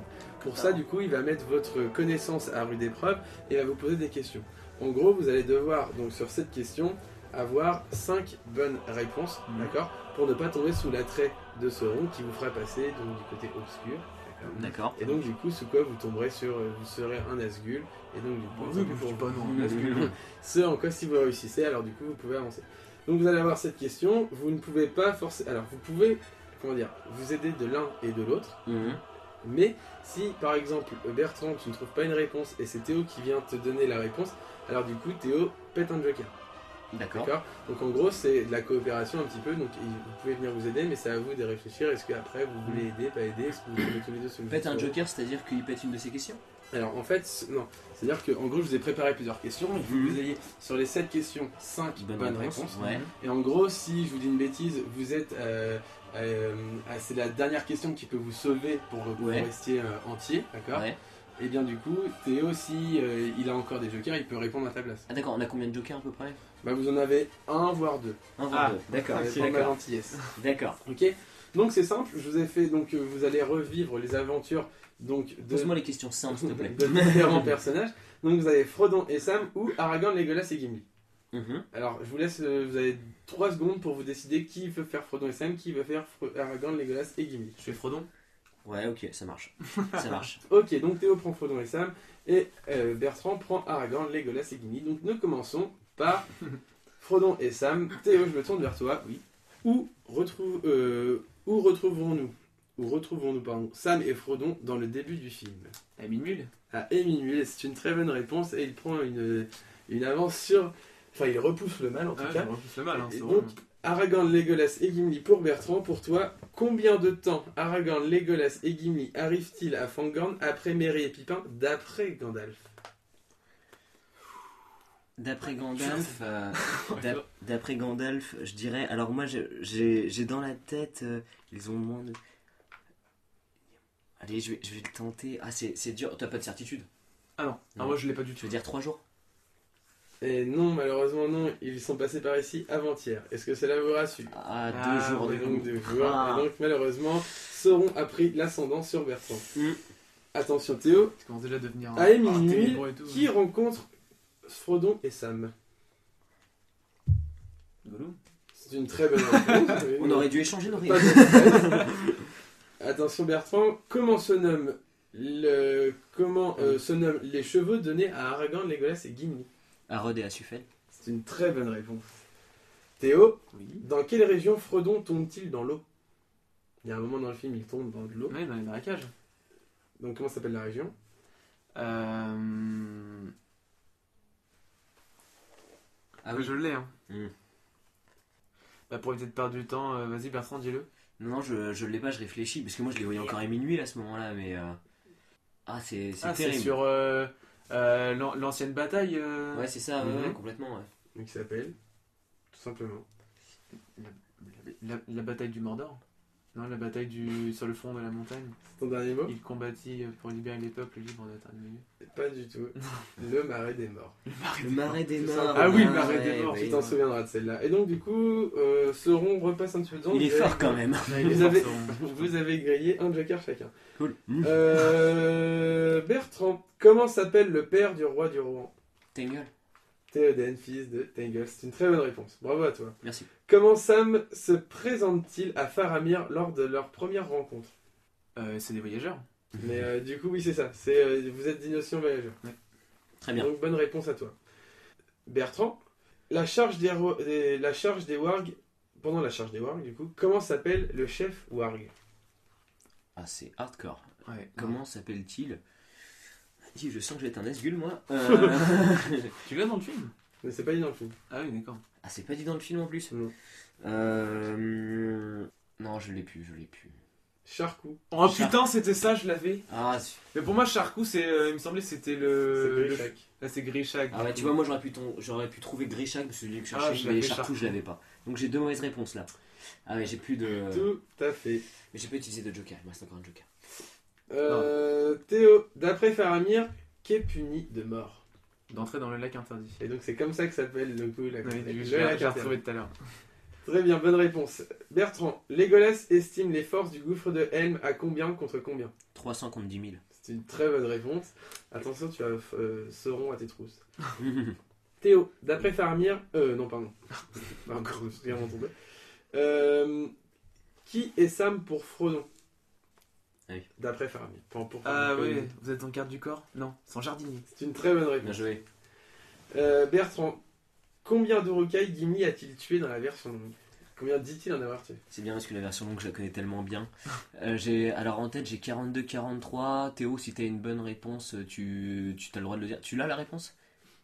Bah oui. Tu as la réponse, d'accord. Ouais. Parce que moi j'hésite entre 42 et 43. Je crois qu'en plus ça doit se jouer à un près avec les Golas, il me semble. Ouais. Donc logiquement ce serait 43. Il me reste un joker, c'est ça? Bah oui. Allez, je vais le tenter. Après, t'as encore une question derrière. J'ai une question derrière, donc je serais bien de garder le joker là. Allez, je vais le dire. Je dis 43. Et c'est une très bonne réponse. Bravo à toi. Ah, le 43. jeu de regard que tu m'as fait, c'est pas radiophonique, mais incroyable. Théo, dans la fin du film du Seigneur des Anneaux, Mhm. Frodon donne un surnom à Sam Gamgee. Quel est-il? Ah, c'est un Gamgee le brave. Sam Sayas Gamgee le brave. Je Félicitations veux à en toi, entendre plus Théo. sur ça. En tout cas, tu es libéré du joug de Sauron. Eh Bravo oui, à toi. Boujou! Et tu passes haut la main. Je crois que tu fais un parfait. Non, j'ai Ah pas eu les marécages. Ah, c'est con. Ah putain. Et Bertrand, pour terminer, donc Gandalf va arriver sauver le Rohan. Mhm. Il a donné une idée à Aragorn de quand il arrivera, sachant qu'un magicien n'est jamais en retard. Il arrivera donc quand? À l'aube du 5e jour, à l'aube des premières lueurs du 5e jour, regardez à l'est. C'est plus ou moins ça, mais tout à fait, c'est une très bonne réponse. Et donc du coup, vous êtes tous les deux sauvés de la très maléfique que Sauron a essayé de voler encore une fois, il s'est attaqué à trop grand. Car la lignée de Numénor n'est pas éteinte, elle est encore bien vivante. Désigné de Dieu. Et Tout à c'est fait. bon. Félicitations, Théo. Et juste pour le délire, la dernière question, attention, c'est pas une question facile. D'après Gimli, qu'ont trop vu les Rohirrim? Ah c'est oui. pas- est-ce Ah que oui, oui, oui. Oh bah je sais. Vas-y. Ils ont trop vu d'hiver. Ouais, ce que j'allais Et dire. d'après les Golas, pas assez trop peu, peu. trop Ou peu. trop peu, ouais. Exactement. Et bien voilà, donc c'était le quiz du Seigneur des Anneaux. Très bien. Donc bravo à vous déjà. Ah bah, félicitations. merci, merci. L'équipe des questions On est, top. Hein. on est content d'être sauvés en tout cas. Oui, donc voilà. Et bien, c'est de cette manière que nous allons terminer du coup le podcast sur le Seigneur des Anneaux les deux tours. Encore une fois, on espère que ça vous a plu. Le prochain podcast donc qui sera mis en ligne sera sur Voldemort, donc Les origines de l'héritier. Merci. Origins of the Air. Tout à fait. Donc que vous allez pouvoir écouter suite à ce podcast. C'est Et vous ça. pouvez d'ores et déjà commencer à poser vos questions car nous allons nous allons repartir sur la saga Star Wars et nous allons commencer par Star Wars 4. Donc n'hésitez pas déjà à des choses que vous voulez qu'on mette en avant, On aborde, voilà, ça peut être des théories, ça peut être des choses que un vous point n'avez du pas film compris, que vous avez pas compris, ouais, que justement, ça peut être des choses que vous voulez qu'on approfondisse pour éviter. Enfin voilà, comment dire, faites-le vraiment, vraiment, c'est une vraie volonté de notre part de vouloir donner la parole aux personnes qui nous écoutent. Il n'y a pas de questions bêtes, il y a pas de, enfin, ça n'existe pas, donc franchement faites-le, nous on va le prendre en considération. Et c'est notre façon à nous de vous remercier d'abord de nous écouter et de vous faire participer d'abord. C'est un peu notre récompense, hein, le fait que les personnes s'intéressent et posent des questions, c'est notre récompense à nous de voir que ça intéresse les gens. Et Tout à fait. c'est comme ça que nous on peut encore proposer du meilleur contenu, parce que avec ça en fait on est de plus que motivé, si on peut l'être déjà plus. Et c'est ce que je dis, c'est vraiment notre récompense si vous posez des questions. Ouais, bien sûr, hein, sur tous les réseaux, que ce soit YouTube, Twitter, Facebook, enfin peu importe, hein, mais allez-y, n'hésitez pas à réagir. Voilà, que ce soit des questions, que ce soit des remarques, peu importe. Ouais. Donc allez-y, surtout, vous privez pas de ces choses-là, ça va être quelque chose de très bon pour nous, donc on vous encourage vivement à le faire. Faites-le, et c'est encore une fois un vrai plaisir de faire un podcast en votre compagnie, messieurs. Donc je vous remercie encore d'être présents et d'être aussi motivés. Nous allons faire un podcast, les prochains podcasts seront dignes de ce nom, et nous vous abandonnons sur ce sujet, sur cette note. Et on vous dit du coup à la semaine prochaine. La semaine prochaine. Salut tout le monde.